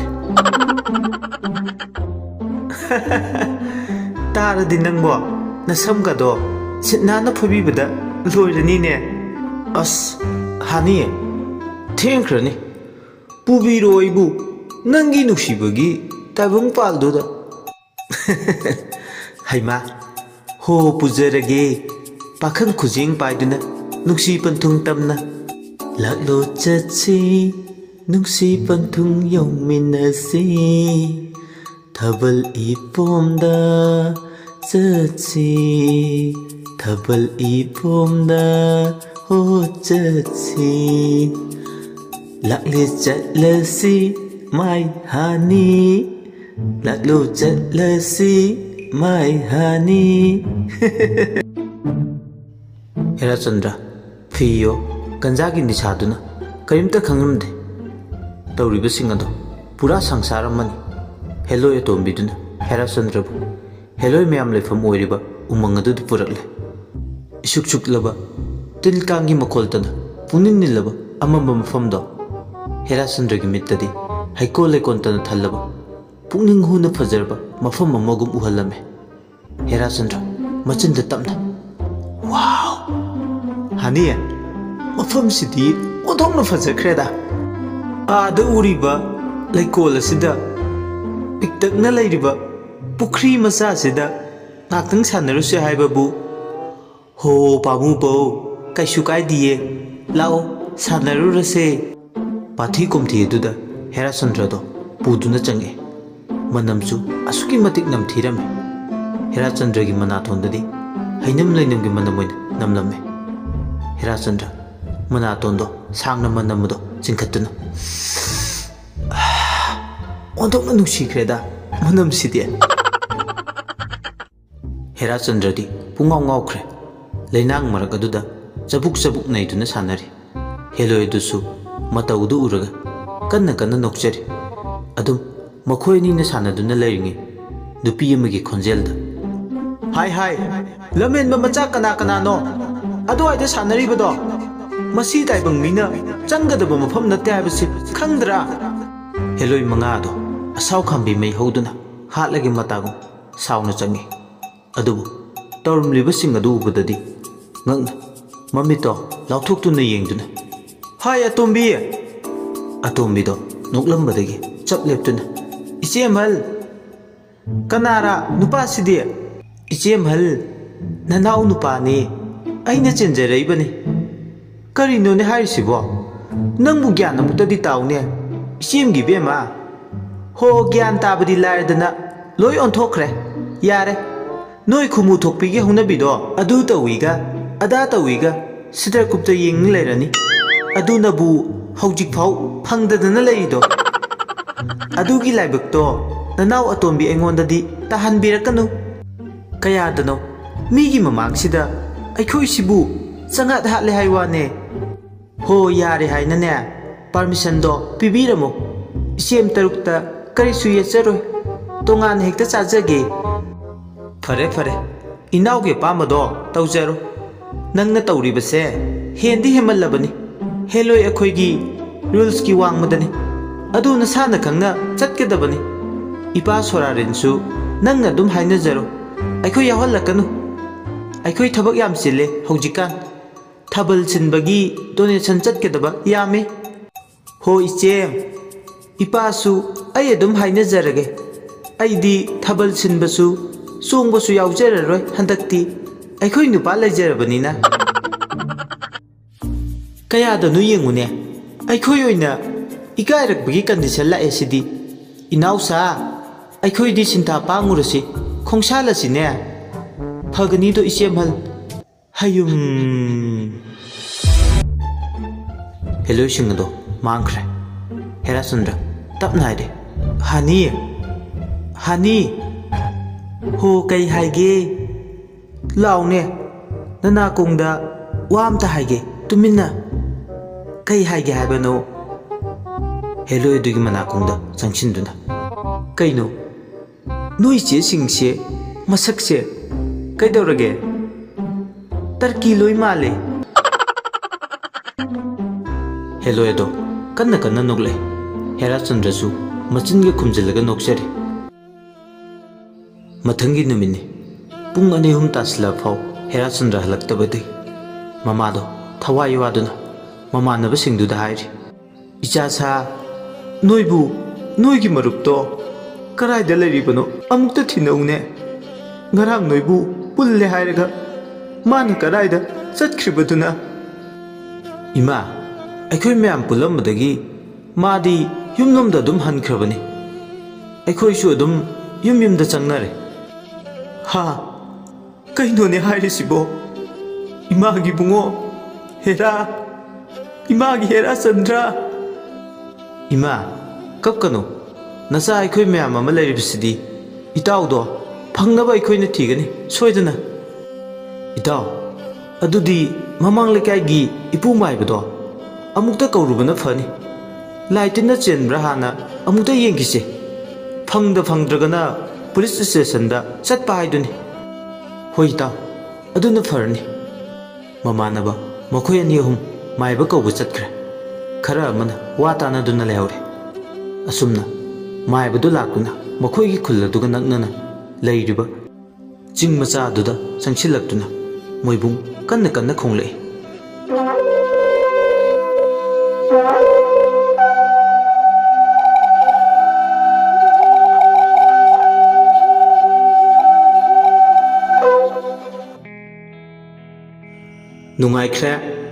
Nungaikre pakhangi punchi nungaikraba punchi.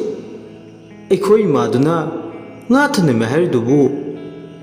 Herachandra nga ngangduna mamana thaname hariba nga adu thiri. Kona thangda sagai mathakta thalamliba nga do thengnare.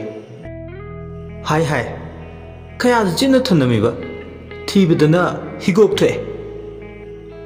Nga pa kona do ta paidun thangdare.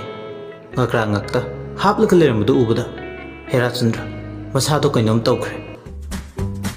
Nga do leimaida thadakraga Herachandra makok tu paisinduna ꯁꯣꯔꯗꯣ ꯆꯥꯎꯅ ꯆꯥꯎꯅ ꯍꯣꯟꯗꯨꯅ ꯉꯥꯗꯨꯗ ꯃꯨꯟꯅ ꯌꯦꯡꯗꯨꯅ ꯂꯩꯈ꯭ꯔꯦ꯫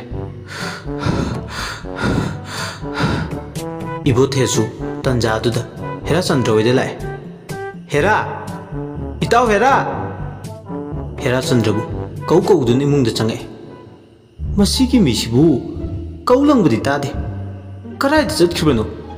ꯊꯣꯡꯒꯗꯤ ꯂꯣꯏꯅ ꯍꯥꯡꯗꯣꯛꯑꯦ ꯇꯧꯔꯤꯕꯁꯦ꯫ ꯂꯝꯌꯥꯏ ꯀꯥ ꯆꯪꯉꯛꯄꯗ ꯆꯥꯛꯈꯨꯝꯂꯣꯝꯗꯒꯤ ꯃꯤ ꯅꯥꯏꯕꯒꯤ ꯃꯈꯣꯜ ꯑꯃ ꯇꯥꯔꯛꯑꯦ꯫ ꯏꯕꯣꯊꯦ ꯀꯔꯤꯅꯣ ꯈꯟꯗꯨꯅ ꯇꯞꯅ ꯇꯞꯅ ꯆꯪꯁꯤꯜꯂꯦ꯫ ꯎꯔꯦ ꯍꯦꯔꯥꯆꯟꯗ꯭ꯔ ꯃꯁꯥꯗꯣ ꯍꯨꯃꯥꯡ ꯅꯞꯄꯤ ꯀꯥꯡꯗꯨꯅ ꯃꯆꯤꯟꯗ ꯃꯨꯔꯨꯝ ꯃꯨꯔꯨꯝ ꯁꯣꯜꯂꯒ ꯂꯩꯔꯝꯂꯤꯕ ꯏꯕꯣꯊꯦ ꯄꯥꯈꯠꯅ ꯄ꯭ꯔꯞ ꯆꯪꯁꯤꯜꯂꯦ꯫ ꯏꯇꯥꯎ ꯍꯦꯔꯥ! ꯏꯇꯥꯎ ꯍꯦꯔꯥ! ꯀꯩꯗꯧꯔꯒꯦ ꯅꯪꯕꯣ? ꯁꯦ! ꯏꯁꯤꯡ ꯈꯔ ꯃꯀꯣꯛꯇ ꯄꯣꯞ ꯄꯣꯞ ꯊꯥꯕꯤꯔꯦ꯫ ꯑꯗꯨꯃꯛ ꯒ꯭ꯌꯥꯟ ꯂꯥꯛꯇꯦ, ꯍꯥꯟꯅꯒꯤ ꯐꯤꯕꯝꯗ ꯑꯗꯨꯃꯛ ꯂꯩꯔꯤ꯫ ꯏꯕꯣꯊꯦꯁꯨ ꯒ꯭ꯌꯥꯟ ꯇꯥꯁꯤꯜꯂꯛꯇ꯭ꯔꯦ꯫ ꯍꯦꯔꯥꯆꯟꯗ꯭ꯔꯅ ꯁꯥꯎꯅ ꯌꯦꯡꯂꯤꯕꯗꯣ ꯀꯔꯥꯏꯗꯅꯣ ꯍꯥꯏꯗꯨꯅ ꯏꯕꯣꯊꯦ ꯌꯦꯡꯂꯨꯕꯗ ꯉꯀ꯭ꯔꯥ ꯂꯩꯔꯤꯕꯗꯨꯗ ꯑꯣꯏꯔꯝꯃꯤ꯫ ꯏꯕꯣꯊꯦ ꯋꯥꯈꯟꯗ ꯈꯜꯂꯤ, ꯀꯔꯤꯅꯣ ꯃꯁꯤꯒꯤ ꯃꯤꯁꯤꯕꯣ ꯃꯥꯏꯕꯤꯒ ꯆꯪꯉꯤꯖꯥꯠꯂꯣ? ꯈꯪꯗ꯭ꯔꯦꯗ ꯇꯧꯔꯤꯁꯦ, ꯒ꯭ꯌꯥꯟ ꯇꯥꯁꯤꯜꯂꯛꯇ꯭ꯔꯦ꯫ ꯏꯊꯟꯇ ꯀꯩ ꯅꯨꯡꯒꯤ ꯂꯥꯛꯆꯔꯨꯕꯅꯣ? ꯂꯥꯛꯎꯕ ꯑꯩꯅ ꯂꯥꯟꯕ ꯇꯥꯔꯗ꯭ꯔꯣ? ꯏꯕꯣꯊꯦ ꯇꯧꯐꯝ ꯈꯪꯗ꯭ꯔꯗꯨꯅ ꯉꯀ꯭ꯔꯥ ꯌꯥꯎꯕ ꯀꯣꯟ ꯑꯗꯣ ꯃꯄꯥꯜꯗ ꯄꯨꯊꯣꯛꯇꯨꯅ ꯃꯐꯝ ꯑꯃꯗ ꯊꯝꯈ꯭ꯔꯦ꯫ ꯍꯦꯔꯥꯆꯟꯗ꯭ꯔꯒꯤ ꯃꯅꯥꯛꯇ ꯑꯃꯨꯛ ꯆꯪꯁꯤꯜꯂꯛꯇꯨꯅ, ꯏꯇꯥꯎ! ꯏꯇꯥꯎ! ꯏꯇꯥꯎ ꯅꯪꯕꯨ ꯒ꯭ꯌꯥꯟ ꯇꯥꯔꯕꯣꯁꯦ? ꯏꯇꯥꯎ ꯍꯦꯔꯥ! ꯍꯦꯔꯥꯆꯟꯗ꯭ꯔ ꯁꯥꯎꯅ ꯃꯈꯣꯜꯒꯗꯣ ꯅꯨꯄꯤꯒꯤ ꯇꯥꯏꯞꯇ ꯇꯧꯔꯗꯨꯅ, ꯍꯦ! ꯑꯩꯉꯣꯟꯗꯕꯨ ꯏꯇꯥꯎ ꯀꯥꯏꯅ? ꯑꯩꯕꯨ ꯅꯣꯏ ꯅꯄꯥꯒꯤ ꯏꯇꯥꯎꯔꯣ? ꯍꯧꯖꯤꯛꯃꯛꯅꯦ ꯏꯃꯥ ꯀꯧꯔꯛꯎ! ꯀꯞꯂꯤ ꯀꯞꯂꯤ ꯇꯧꯔꯒ, ꯀꯔꯤꯅꯣꯅꯦ ꯏꯃꯥ ꯀꯟꯅ ꯇꯧꯔꯛꯏꯁꯤꯕꯣ? ꯑꯩꯕꯨ ꯑꯣꯟꯊꯣꯛꯄꯒꯤ ꯗꯁꯥꯅꯤꯗꯀꯣ꯫ ꯑꯣ, ꯁꯣꯏꯗ꯭ꯔꯦ, ꯑꯩꯅ ꯈꯟꯕꯗꯣ ꯁꯣꯏꯗꯅ ꯆꯨꯝꯂꯒꯅꯤ꯫ ꯑꯩꯕꯨ ꯆꯠꯍꯧꯕꯅ ꯐꯗꯣꯏꯔꯥ ꯇꯧꯔꯤꯁꯤꯕꯣ? ꯍꯥꯏ ꯍꯥꯏ, ꯏꯕꯣꯊꯦ ꯍꯥꯏꯕ ꯀꯤꯡꯀꯣꯡ ꯃꯥꯟꯕ! ꯅꯪ ꯑꯩꯉꯣꯟꯗ ꯏꯃꯥ ꯀꯧꯒꯦꯔꯥ ꯀꯧꯔꯣꯏꯒꯦꯔꯥ ꯅꯔꯣꯜ ꯁꯦꯡꯉꯨ꯫ ꯍꯦꯛ ꯀꯧꯔꯛꯇ꯭ꯔꯕ ꯁꯣꯔꯗꯨ ꯊꯠꯂꯒ ꯍꯥꯠꯀꯗꯕꯅꯤ ꯍꯦꯛꯇ꯫ ꯏꯕꯣꯊꯦ ꯄꯥꯈꯠꯅ, ꯏꯃꯥ ꯁꯥꯎꯕꯤꯈꯤꯅꯨ, ꯅꯆꯥ ꯈꯪꯖꯗꯗꯅ ꯇꯧꯖꯔꯨꯔꯦ, ꯁꯥꯎꯕꯤꯈꯤꯅꯨ ꯏꯃꯥ꯫ ꯍꯥꯍꯥ, ꯑꯗꯨꯅꯤꯗꯅ ꯃꯔꯝ ꯃꯣꯛꯄ ꯏꯆꯥ ꯍꯥꯏꯁꯤꯗꯤ꯫ ꯏꯃꯥ, ꯍꯥꯎꯅꯦ꯫ ꯏꯃꯥ ꯁꯥꯎꯕꯤꯔꯛꯀꯅꯨ, ꯅꯆꯥꯅꯦ ꯄꯥꯈꯠꯂꯨꯕꯗꯨꯗꯒꯤ ꯃꯅꯤꯡꯒꯤ ꯄꯥꯟ ꯗꯨꯀꯥꯟ ꯆꯪꯅꯤꯡꯕꯅ ꯌꯥꯔꯛꯇ꯭ꯔꯦ, ꯑꯃꯨꯛꯇ ꯆꯪꯖꯔꯨꯒꯦꯕ꯫ ꯍꯦꯠ, ꯅꯄꯥ ꯊꯣꯔꯥꯕꯤ ꯃꯆꯥ, ꯖꯨꯠꯂꯥꯏ ꯃꯆꯥꯗꯦꯗꯥ! ꯆꯪꯉꯨ ꯆꯪꯉꯨ, ꯆꯠꯂꯨ ꯆꯠꯂꯨ, ꯄ꯭ꯔꯞ ꯄ꯭ꯔꯞ ꯆꯠꯂꯨ, ꯆꯤꯠꯇꯅ ꯇꯣꯛꯄ ꯇꯥꯔꯦ꯫ ꯏꯕꯣꯊꯦ ꯐꯨꯛ ꯍꯧꯒꯠꯇꯨꯅ ꯊꯨꯅ ꯌꯥꯡꯅ ꯆꯦꯟꯊꯣꯛꯈ꯭ꯔꯦ꯫ ꯍꯦꯔꯥꯆꯟꯗ꯭ꯔꯗꯤ ꯅꯣꯛꯐꯦꯠ ꯅꯣꯛꯐꯦꯠꯀ ꯇꯧꯔꯗꯨꯅ ꯇꯞꯅ ꯍꯧꯒꯠꯂꯛꯇꯨꯅ ꯖꯒꯣꯏ ꯊꯦꯛꯄ ꯍꯧꯔꯛꯏ꯫ ꯃꯆꯤꯟꯗꯁꯨ ꯔꯥꯒ ꯑꯃꯗ ꯏꯁꯩꯗꯣ ꯇꯞꯅ ꯇꯞꯅ ꯉꯪꯂꯤ꯫ ꯍꯩꯔꯥꯡ ꯈꯣꯏꯅꯤꯗ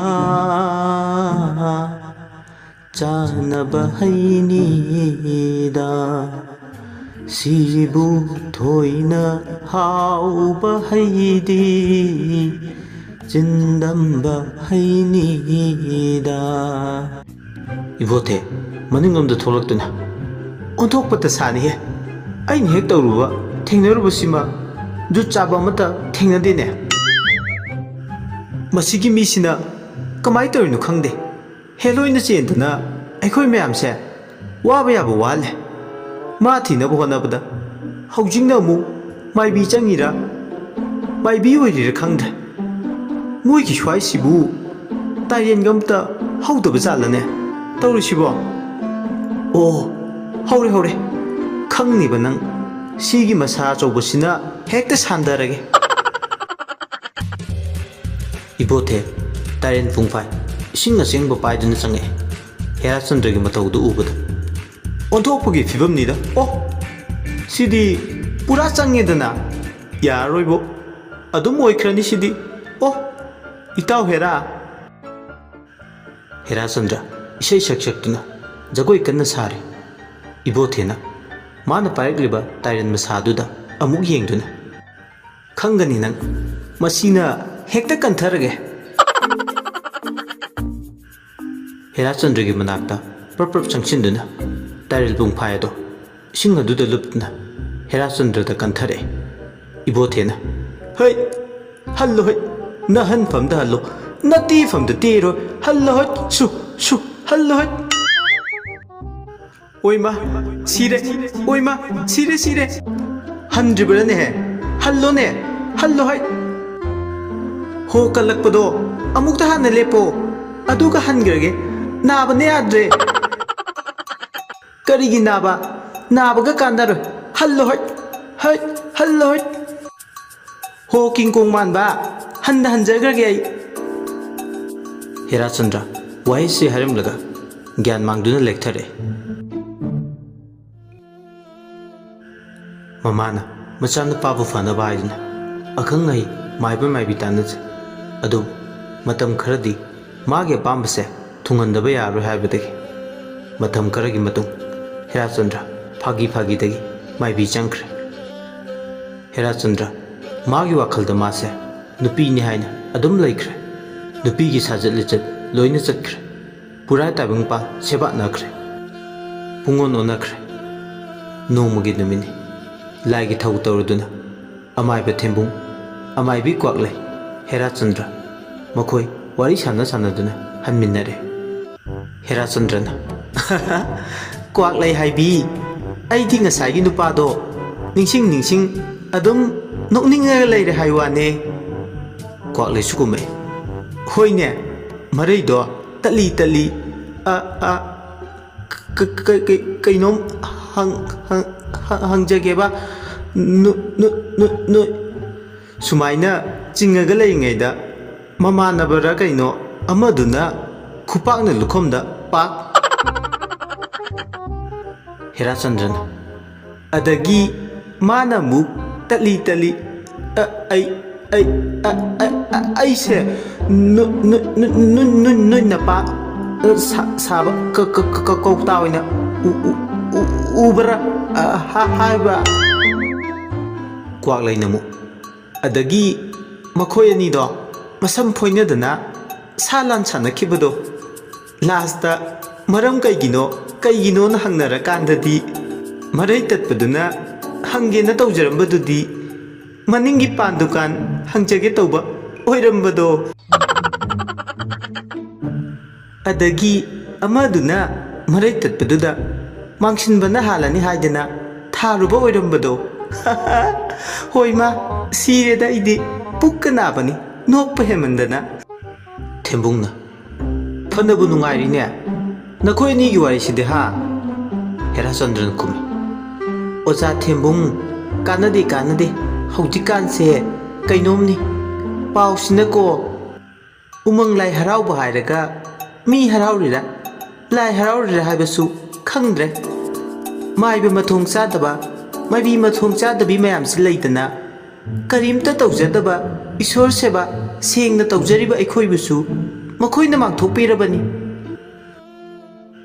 ꯊꯦꯝꯕꯨꯡꯅ ꯍꯣꯏꯅꯦ ꯌꯥꯝ ꯆꯨꯝꯈ꯭ꯔꯦ ꯏꯁꯣꯔꯒꯤ ꯊꯕꯛ ꯇꯧꯔꯕꯗꯤ ꯁꯦꯡꯅ ꯇꯧꯗꯅ ꯑꯩꯈꯣꯏꯅ ꯐꯩ ꯑꯩꯈꯣꯏꯅ ꯁꯦꯡꯅ ꯆꯠꯆꯩ ꯍꯥꯏꯕꯒꯤ ꯋꯥ ꯉꯥꯛꯇꯁꯨ ꯅꯠꯇꯦ ꯇꯥꯡꯈꯨꯜ ꯁꯥꯕꯁꯤꯡꯁꯤꯅ ꯃꯔꯣꯜ ꯑꯃ ꯑꯩꯗꯤ ꯇꯟꯕ ꯑꯃꯕꯨ ꯌꯥꯎꯔꯦꯗ ꯑꯩꯈꯣꯏ ꯑꯣꯏꯅ ꯏꯀꯥꯏꯕꯗ ꯂꯣꯏꯔꯕꯅꯤ ꯇꯧꯔꯤꯕꯁꯦ ꯌꯨꯝꯗꯁꯨ ꯅꯨꯄꯤꯅ ꯁꯤꯗ ꯇꯣꯛꯄꯤꯔꯣ ꯁꯤꯗꯅꯕꯨ ꯂꯣꯏꯔꯕꯅꯤ ꯃꯁꯥꯅ ꯍꯥꯏꯕ ꯇꯥꯕꯅꯤ ꯇꯧꯅꯔꯤꯕ ꯁꯗꯥꯔꯣꯜꯁꯤꯡꯁꯤꯅ ꯇꯧꯅꯤꯡꯉꯦꯗꯅꯕꯨ ꯃꯥꯒꯤ ꯑꯄꯥꯝꯕ ꯁꯤꯡꯗꯨꯕꯨ ꯄꯪꯇꯧꯗ ꯇꯧꯅꯩ ꯀꯝꯗꯧꯔꯤꯕꯅꯣ ꯈꯪꯗꯦꯗ ꯂꯥꯏꯃ ꯀ꯭ꯋꯥꯛꯂꯩꯅ ꯋꯥꯔꯤꯁꯨ ꯅꯨꯡꯉꯥꯏꯔꯤ ꯊꯣꯡꯒꯥꯜ ꯌꯧꯕꯁꯨ ꯈꯪꯖꯍꯧꯗ꯭ꯔꯦ ꯑꯗꯨꯗꯤ ꯃꯇꯥꯡ ꯁ꯭ꯋꯥꯏꯗ ꯀꯥꯏꯅꯕꯤꯗꯥꯏ ꯂꯧꯅꯔꯁꯤꯗꯣ ꯖꯣꯏ ꯍꯦꯔꯥꯆꯟꯗ꯭ꯔ ꯑꯃꯗꯤ ꯊꯦꯝꯕꯨꯡꯁꯨ ꯐꯔꯦ ꯑꯗꯨꯗꯤ ꯖꯣꯏ ꯍꯌꯦꯡ ꯉꯟꯇꯥ ꯊꯦꯡꯅꯔꯁꯤ ꯍꯥꯏꯅꯔꯗꯨꯅ ꯃꯊꯪ ꯀꯥꯏꯅꯔꯦ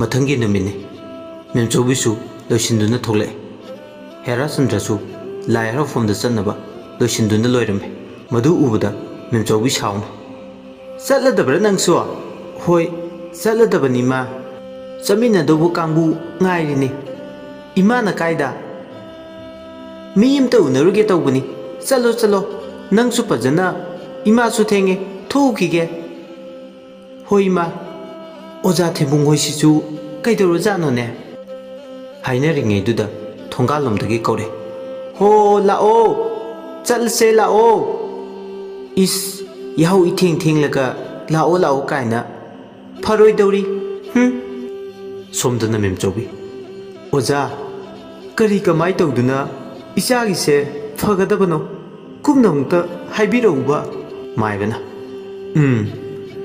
ꯑꯩꯅ ꯌꯥꯝꯅ ꯀꯨꯞꯅ ꯌꯦꯡꯂꯕꯅꯤ ꯃꯥꯒꯤꯁꯦ ꯍꯧꯖꯤꯛ ꯀꯔꯤ ꯀꯔꯤꯗꯤ ꯇꯧꯔꯤ ꯑꯣꯖꯥ ꯑꯩꯈꯣꯏ ꯈꯨꯜꯒꯤ ꯂꯥꯏ ꯍꯔꯥꯎꯕꯒꯤ ꯊꯧꯒꯜ ꯌꯥꯎꯔꯤ ꯑꯩꯅꯗꯤ ꯌꯥꯖꯗꯕꯅꯤ ꯑꯗꯨꯕꯨ ꯂꯩꯀꯥꯏꯒꯤ ꯃꯤꯅꯁꯨ ꯀꯟꯅ ꯍꯥꯏꯔꯛꯄ ꯑꯗꯨꯗ ꯑꯩꯅꯁꯨ ꯌꯥꯗꯦ ꯍꯥꯏꯕ ꯉꯝꯈꯤꯗ꯭ꯔꯦ ꯏꯆꯥ ꯅꯨꯄꯥꯅꯁꯨ ꯌꯥꯎꯒꯦ ꯍꯥꯏꯕꯗꯨꯗ ꯐꯔꯦ ꯐꯔꯦ ꯂꯥꯏꯗꯤ ꯀꯩꯗꯧꯉꯩ ꯂꯣꯏꯒꯅꯤ ngasi ꯂꯥꯏꯔꯣꯏ ꯇꯥꯕꯅꯤ ꯑꯣꯖꯥ ꯍꯌꯦꯡꯗꯣ ꯑꯩ ꯂꯥꯛꯀꯦ ꯆꯠꯊꯣꯛꯍꯜꯂꯝꯒꯅꯨ ꯍꯣꯏ ꯑꯣꯖꯥ ꯐꯒꯅꯤ ꯑꯗꯨꯗꯤ ꯑꯩ ꯑꯃꯨꯛ ꯍꯣꯏ ꯂꯩꯍꯧꯔꯦ ꯑꯁꯨꯝꯅ ꯃꯦꯝꯆꯧꯕꯤꯒ ꯃꯥꯏꯕꯒ ꯀꯨꯞꯅ ꯋꯥꯔꯤ ꯁꯥꯟꯅꯔꯕ ꯃꯇꯨꯡ ꯃꯦꯝꯆꯧꯕꯤꯁꯨ ꯃꯌꯨꯝꯗ ꯍꯟꯈ꯭ꯔꯦ ꯃꯊꯪꯒꯤ ꯅꯨꯃꯤꯠꯅꯤ ꯃꯥꯏꯕꯗꯣ ꯃꯦꯝꯆꯧꯕꯤ ꯍꯣꯏꯗ ꯂꯥꯛꯑꯦ ꯍꯦꯔꯥꯆꯟꯗ꯭ꯔꯁꯨ ꯆꯠꯊꯣꯛꯍꯜꯂꯝꯒꯅꯨ ꯍꯥꯏꯕꯗꯨꯗ ꯆꯠꯊꯣꯛꯇꯕꯤ ꯌꯨꯝꯗꯨꯗ ꯑꯗꯨꯃꯛ ꯂꯩꯔꯝꯃꯤ ꯃꯥꯏꯕ ꯆꯪꯉꯛꯂꯤꯕꯗꯣ ꯍꯦꯔꯥꯆꯟꯗ꯭ꯔꯅ ꯍꯦꯛ ꯎꯔꯨꯔꯦ ꯐꯝꯂꯝꯕꯗꯒꯤ ꯁꯥꯎꯅ ꯐꯨꯛ ꯍꯧꯒꯠꯇꯨꯅ ꯍꯦꯔꯥꯆꯟꯗ꯭ꯔꯅ ꯑꯁꯤꯒꯤ ꯄꯨꯟ ꯑꯀꯥꯏꯕ ꯃꯥꯟꯕ ꯃꯥꯏꯕꯁꯦ ꯑꯃꯨꯛ ꯂꯥꯛꯑꯦ ꯑꯩꯉꯣꯟꯁꯤꯗ ꯌꯦꯠꯆꯗꯣꯏ ꯑꯣꯏꯔꯅꯤ ꯃꯥꯏꯕꯗꯨꯅ ꯑꯃꯨꯛ ꯈꯜꯂꯤ ꯀꯩꯅꯣ ꯁꯤꯕꯣ ꯄꯨꯔꯥ ꯅꯨꯄꯤꯒꯤ ꯇꯥꯏꯞꯇ ꯐꯅꯦꯛꯀ ꯁꯦꯠꯂꯒ ꯂꯩꯔꯤꯕ ꯃꯥꯜꯂꯤꯅꯦ ꯑꯣꯟꯊꯣꯛꯄꯅꯤꯍꯦ ꯇꯧꯔꯤꯕꯁꯦ ꯃꯦꯝꯆꯧꯕꯤ ꯇꯥꯔꯦ ꯑꯣꯖꯥ ꯂꯥꯏꯒꯤ ꯄꯣꯠꯆꯩ ꯁꯦꯝꯖꯔꯨꯕꯅꯤ ꯑꯣꯖꯥ ꯍꯦꯛꯇ ꯀꯥꯈꯠꯄꯤꯔꯣ ꯍꯣꯏ 이베마 ꯑꯁꯨꯝꯅ ꯁꯦꯝꯕ ꯁꯥꯕ ꯂꯣꯏꯔꯕ ꯃꯇꯨꯡ ꯂꯥꯏ ꯈꯨꯔꯨꯝꯂꯗꯨꯅ ꯍꯦꯔꯥꯆꯟꯗ꯭ꯔꯒꯤ ꯃꯁꯥꯗ ꯂꯩꯔꯤꯕ ꯅꯨꯡꯁꯤꯠ ꯑꯗꯣ ꯐꯥꯊꯕꯤꯗꯨꯅ ꯃꯁꯥꯗꯒꯤ ꯂꯧꯊꯣꯛꯈ꯭ꯔꯦ ꯍꯦꯔꯥꯆꯟꯗ꯭ꯔ ꯍꯥꯟꯅꯒꯤ ꯇꯥꯏꯕꯪ ꯋꯥꯈꯜꯗꯣ ꯂꯥꯛꯂꯦ ꯉꯛꯅ ꯃꯊꯟꯗ ꯌꯦꯡꯖꯩ ꯐꯅꯦꯛꯀ ꯁꯦꯠꯂꯒ ꯅꯨꯄꯤꯗꯧꯅ ꯂꯩꯔꯝꯕꯗꯨ ꯎꯕꯗ ꯃꯃꯥꯗ ꯑꯣꯟꯁꯤꯜꯂꯛꯇꯨꯅ ꯏꯃꯥ ꯀꯔꯤꯒꯤꯅꯣ ꯏꯃꯥꯅ ꯑꯩꯉꯣꯟꯗ ꯐꯅꯦꯛꯀ ꯁꯦꯠꯆꯟꯕꯤꯔꯝꯃꯤꯁꯦ ꯅꯆꯥꯁꯦ ꯌꯣꯜꯂꯒꯦ ꯍꯥꯏꯔꯣ ꯅꯥꯀꯟꯗꯒꯤ ꯃꯥꯏꯕꯗꯨꯅ ꯏꯆꯥꯅꯨꯄꯥ ꯇꯞꯊꯧ ꯅꯪ ꯈꯨꯔꯥ ꯋꯥ ꯍꯥꯏꯒꯦꯀꯣ ꯅꯪꯅ ꯑꯃꯨꯛ ꯀꯗꯥꯏꯗꯒꯤ ꯐꯥꯎꯖꯤꯜꯂꯛꯏꯕꯅꯣ ꯅꯁꯛ ꯅꯁꯥꯁꯨ ꯈꯪꯗꯦ ꯑꯗꯨꯒ ꯈꯨꯔꯥ ꯀꯥꯏꯗꯦ ꯃꯥꯏꯕꯗꯨꯅ ꯊꯦꯝꯂꯒ ꯋꯥꯔꯤ ꯈꯨꯗꯤꯡꯃꯛ ꯂꯤꯔꯕ ꯃꯇꯨꯡ ꯍꯦꯔꯥꯆꯟꯗ꯭ꯔ ꯋꯥꯈꯜ ꯇꯥꯔꯛꯂꯦ ꯃꯤꯠꯂꯨ ꯄꯤꯔꯥꯡꯁꯨ ꯏꯍꯧꯔꯛꯇꯨꯅ ꯃꯕꯨꯡꯅꯤꯡ ꯅꯨꯡꯁꯤꯅ ꯀꯞꯆꯔꯛꯑꯦ ꯃꯇꯝ ꯈꯔꯒꯤ ꯃꯇꯨꯡ ꯍꯦꯔꯥꯆꯟꯗ꯭ꯔ ꯑꯆꯤꯛꯄ ꯃꯐꯝ ꯑꯃꯗ ꯐꯝꯗꯨꯅ ꯂꯩꯔꯤꯉꯩ ꯑꯉꯥꯡ ꯑꯃꯅ ꯇꯥꯃꯣ ꯍꯦꯔꯥꯆꯟꯗ꯭ꯔ ꯃꯃꯥꯏ ꯂꯩꯊꯣꯔꯛꯇꯨꯅ ꯀꯩ ꯍꯥꯏꯒꯦ ꯁꯦ ꯀꯩꯅꯣ ꯁꯤꯕꯣ ꯈꯪꯗꯦ ꯇꯨ ꯑꯥꯗ ꯂꯦꯞꯄꯤꯕ ꯅꯨꯄꯤꯁꯤꯅ ꯑꯃꯨꯛꯇ ꯄꯤꯕꯤꯌꯨ ꯍꯥꯏꯔꯛꯄꯅꯦ ꯁꯦ ꯂꯧꯍꯧꯔꯣ ꯑꯩ ꯆꯠꯂꯦ ꯀꯅꯥꯅꯣꯅꯦ ꯄꯤꯔꯝꯂꯤꯕꯗꯣ ꯀꯔꯤꯅꯣ ꯍꯥꯏꯗꯨꯅ ꯍꯥꯡꯇꯣꯛꯇꯨꯅ ꯌꯦꯡꯉꯤ ꯆꯤꯊꯤ ꯑꯣꯏꯔꯝꯃꯤ ꯆꯤꯊꯤꯅꯤꯅꯦ ꯃꯪꯂꯥꯟꯒꯤ ꯃꯄꯨ ꯊꯋꯥꯏꯒꯤꯅ ꯊꯋꯥꯏ ꯅꯪꯕꯨ ꯅꯨꯡꯁꯤꯖꯔꯨꯔꯦ ꯅꯪꯕꯨ ꯄꯥꯝꯖꯔꯨꯔꯦ ꯅꯪꯒꯤ ꯋꯥꯈꯜꯗ ꯑꯉꯥꯎꯕꯤꯒꯨꯝꯅꯦ ꯇꯨꯝꯐꯝ ꯆꯥꯐꯝ ꯃꯐꯝ ꯈꯪꯗ꯭ꯔꯦ ꯅꯪꯇꯕꯨ ꯑꯗꯨꯝ ꯎꯗꯨꯅꯇ ꯂꯩꯔꯦ ꯅꯪꯕꯨ ꯊꯤꯅꯕ ꯍꯣꯠꯅꯕꯗ ꯅꯤꯡꯉꯣꯜꯒꯤ ꯊꯋꯥꯏ ꯊꯥꯒꯗꯧꯔꯦ ꯋꯥꯍꯪꯒꯤ ꯄꯥꯎꯈꯨꯝ ꯄꯤꯕꯤꯔꯛꯇꯕ ꯇꯧꯕꯤꯒꯅꯨ ꯅꯤꯡꯉꯣꯜ ꯑꯣꯏꯕꯤ ꯑꯩꯍꯥꯛꯅ ꯁꯥꯔꯕ ꯀꯥꯂꯦꯟꯒꯤ ꯃꯩꯁꯥꯁꯤꯗ ꯂꯦꯞꯇꯨꯅ ꯄꯥꯈꯪ ꯑꯣꯏꯕ ꯄꯥꯎꯈꯨꯝꯇꯕꯨ ꯈꯧꯔꯥꯡꯅ ꯉꯥꯏꯖꯔꯤ ꯑꯩꯅ ꯃꯁꯛ ꯈꯪꯕꯁꯨ ꯅꯠꯇꯅ ꯀꯅꯥꯅ ꯀꯔꯤ ꯃꯪꯂꯥꯟꯒꯤ ꯊꯋꯥꯏꯁꯨ ꯍꯥꯏꯁꯤꯅ ꯀꯝꯗꯧꯕ ꯀꯅꯥꯅꯣ ꯈꯪꯅꯤꯡꯅ ꯅꯨꯄꯤꯗꯨ ꯇꯝꯅ ꯆꯪꯁꯤꯜꯂꯛꯑꯦ ꯏꯁꯀꯔꯠ ꯉꯥꯡꯁꯛ ꯉꯥꯡꯕ ꯑꯃ ꯁꯦꯠꯂꯒ ꯃꯨꯖꯥꯎ ꯆꯥꯎꯕꯤ ꯃꯌꯥꯒꯤ ꯏꯆꯧ ꯆꯧꯕꯤ ꯃꯨꯅ ꯊꯤꯈ꯭ꯔꯕꯤ ꯃꯁꯛ ꯑꯗꯨꯗ ꯑꯉꯥꯡꯕ ꯂꯤꯞꯁꯇꯤꯛ ꯑꯃꯁꯨ ꯇꯩꯔꯤ इखोई खोइरब समलांगदुना लिरी लिरी हुमलिबा नुसित अदुना तपना तपना हुमले नाचोम अमगा सातिन तुपतुना इकाइना नोफेट नोफेट केसु तौसिले हेराचंद्र नुपी दुदा खंगदुना ओइमा से नंगी चिठीदो सिदा लेरे हेराचंद्र हौ थादुना चेनख्रे नुपीदो साउनिंगना मोखांग मेतुना मचिंदो अरोइबि तुमथोक्तुना लेहवे हेराचंद्र हुमांगा नुपी कांगबु मखै चेलक्लिबदो वारदुना उरुम लांगबा जगा अमदा मोखांदु मेतुना लेपलगा हारे हेराचंद्र इबुंगो नंग सिबु कमदौरिबनो पुंसीसे सुमाइना जुगल वाइरम चादा अदुम लेनबा तारबाइबो हेराचंद्र न चेनखिबदो उरगा पाबी साउन लेहौरे पाखंगरिबा नंग खंगनेबा ngasi sian khrasu ine lekham gi manak chatlaga tareng leibi tawduna phageba apabi machin ga do khungmuk tumlaga humanga jiri jiri taba makai lekham gi manak ta lai ine ho ine lekham o tare tare lekham imung dagi mapal da thole haima apabi kaino kakhala u yadro nangbo Suri makhaduda lepaga leirudubo lala se mathak sida gyan tana phamulao apabi kakhalaktuna thariba phaktuda ngek phamthe kaidorgene nangbo isaw sawnu uida ine aigi punsi sida ngasi muk sawningba ani sune thingnedri laksu laoi haima adubu kaidorge haiwane ho aina ne yam pamjaba nupa ama leire ado aina nuksi pami hairubada nupa duna aigi sakche ubudane kappaga khanglaga chenkhriba haha aidi ne kai ga malure duka ine mini sawninge sida yam noksilakanuda aisu nokninge tawre bit leina ngaktang sawkhige Hai, angaubi, saudana, paidana, kaptana lay. Kari tawbagi wazarunige. Taring lay bitawraga, huru layduna, nanakta purak pangambi, lekham. Apa ambada hayune? Taring lay bitawsira, laywa tawraga, fasira. Apabi, mapite thokladuna. Ine na pagani khanbado, hekta hona biro.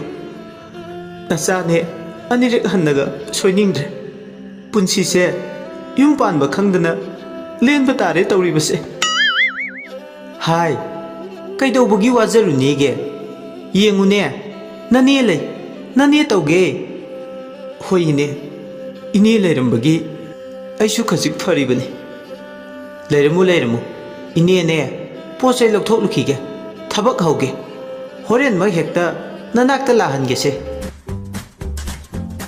Apabi, momon ge nokje. Wakal nungai man kidana. Tumdana mang, kanna mang bahore.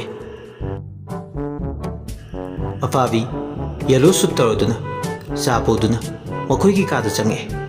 Herasadradi, shishige, tumduna le. Tamo. Tabira bro tamo. As, thingi. Hagut pirose. Tabro. Tare. Se, sa supusarabani, sida laijare. Sa se hana thakpiduira, natraga isa hana sengtokpiduira. Herachandra, mamaidi sunglei leithorokte. Tamna, aduma khumbe. Sa do, hana thadabani. Hadamuk Herachandra, mamaido. Tapna leithore. Khangpre khangna hoima khangye kaidorage tamo kashu tawdeda yellow ga setlambadu kainom khallure kari khallurino khangdeda nan makhai amukta udabagira iduse phadi phajabajane kwaki masugum sangna ningthirabi kuchu khoitak tawbi samla yellow suttuga lam ngana kayadi ningthikre ayuksida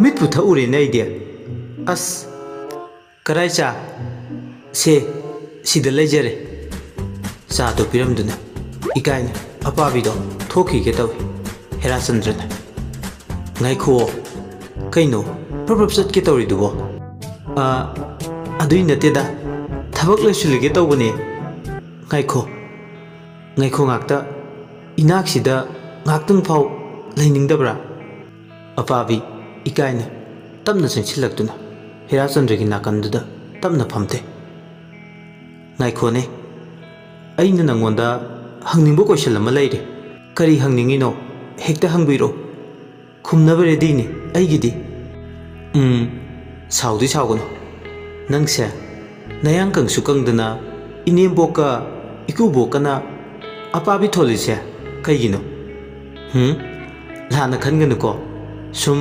khangningdana kaidobogi saudoino saudiye aise angang oingei dadi yang khukang ama tawen hai aduda apabi kobuni hai hojik sigi phibam tawkhrisina chabada over oikibadagi oikiba phibam ne mokhoi ni do wa nokmine apabi di taibang fauna kanna noklaga lerame lekham pakhatna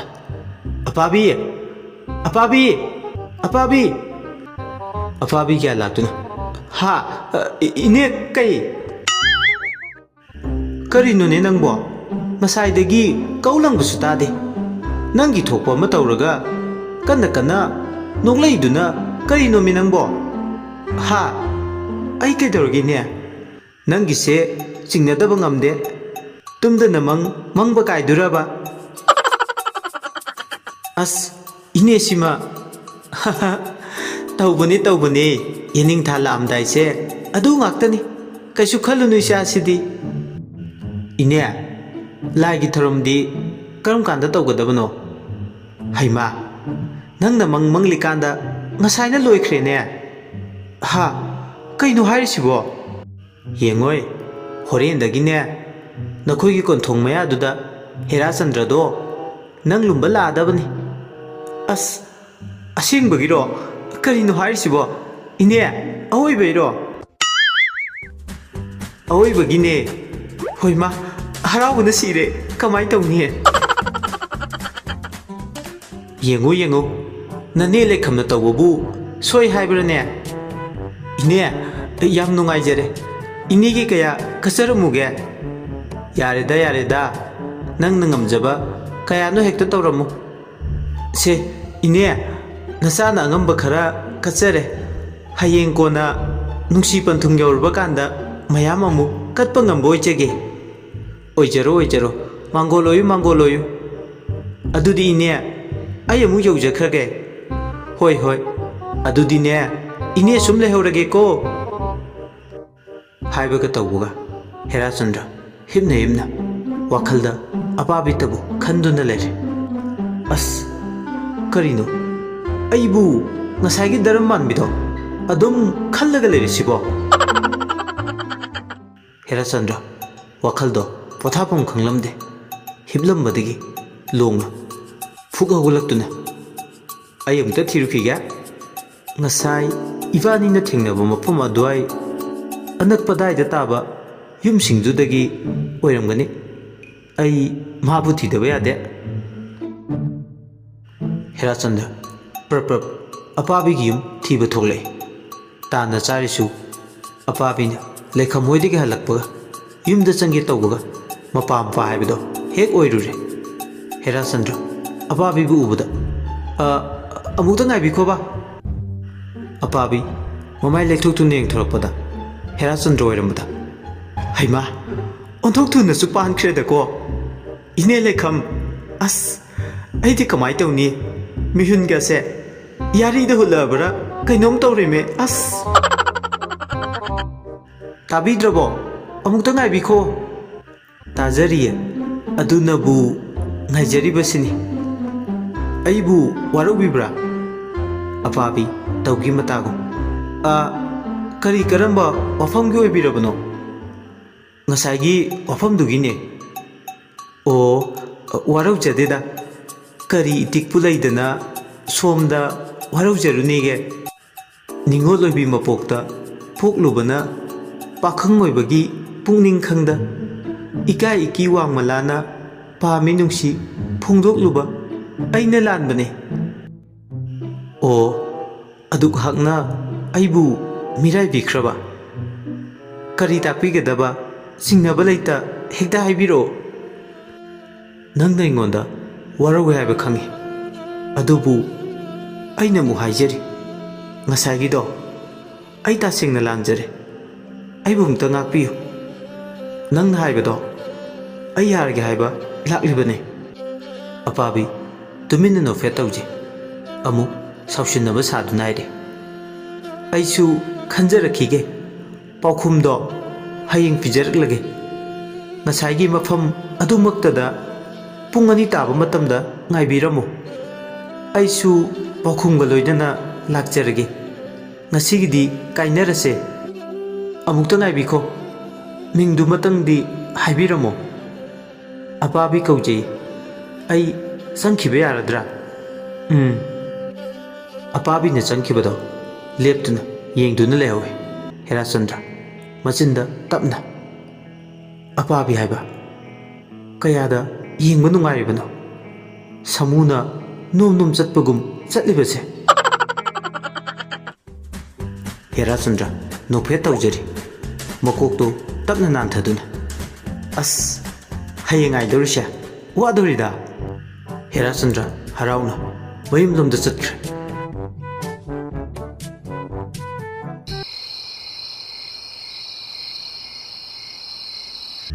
ꯅꯨꯃꯤꯗꯥꯡꯒꯤ ꯃꯇꯝꯅꯤ ꯍꯦꯔꯥꯆꯟꯗ꯭ꯔ ꯃꯃꯥ ꯃꯆꯥꯗꯣ ꯆꯥꯛ ꯆꯥꯃꯤꯟꯅꯔꯤ ꯍꯦꯔꯥꯆꯟꯗ꯭ꯔꯅ ꯏꯃꯥ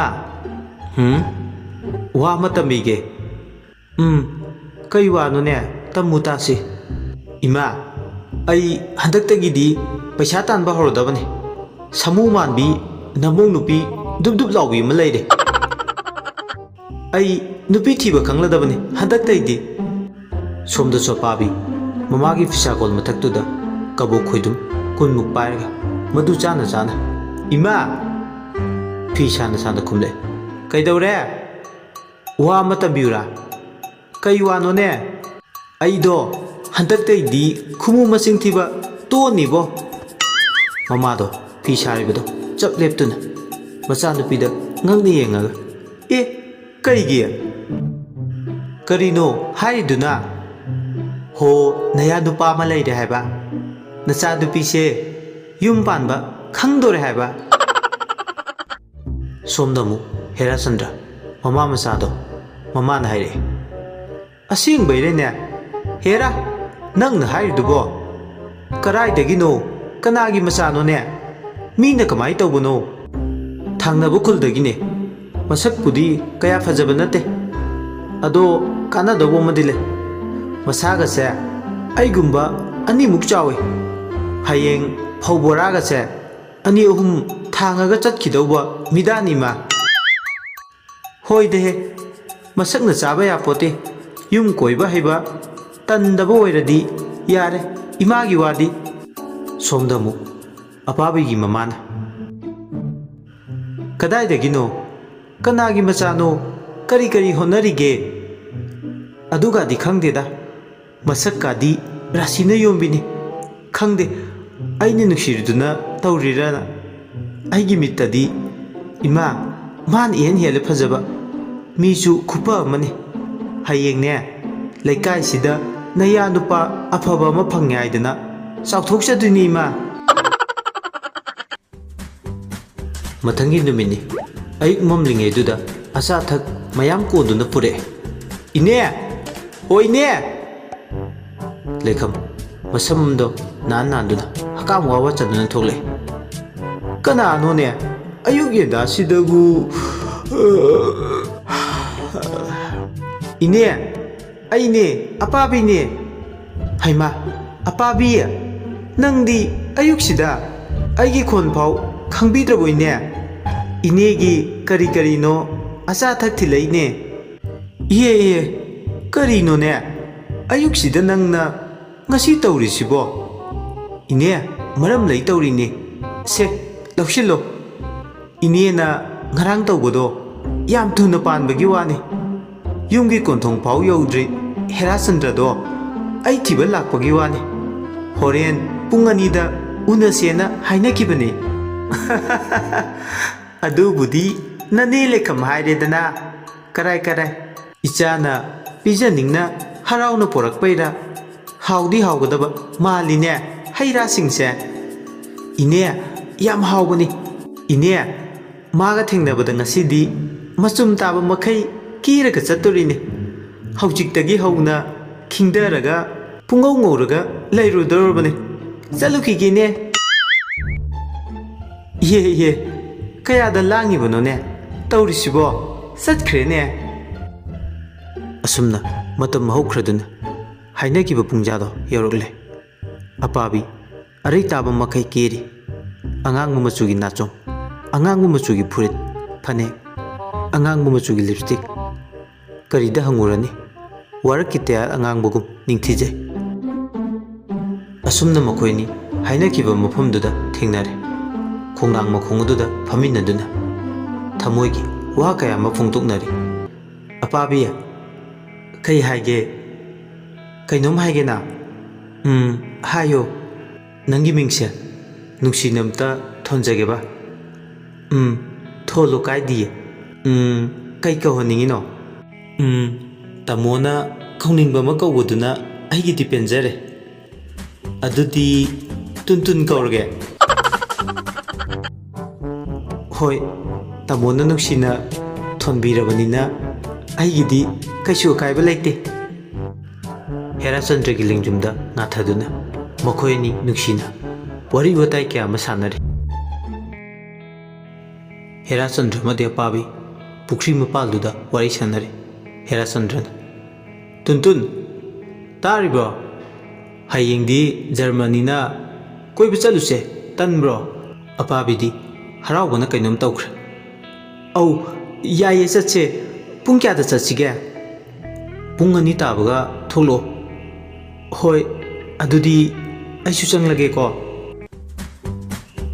asumna mathangi numini Herachandra madi apabido Herachandra gi gari luna aduda lakminare pura kumai amani makhoini na tawribado gari dusu apabi na tongmaduda kaya chelu haiba yadre Herachandra gari sisu wasilabra khangdine cheluge asilaktrene nupi nangbo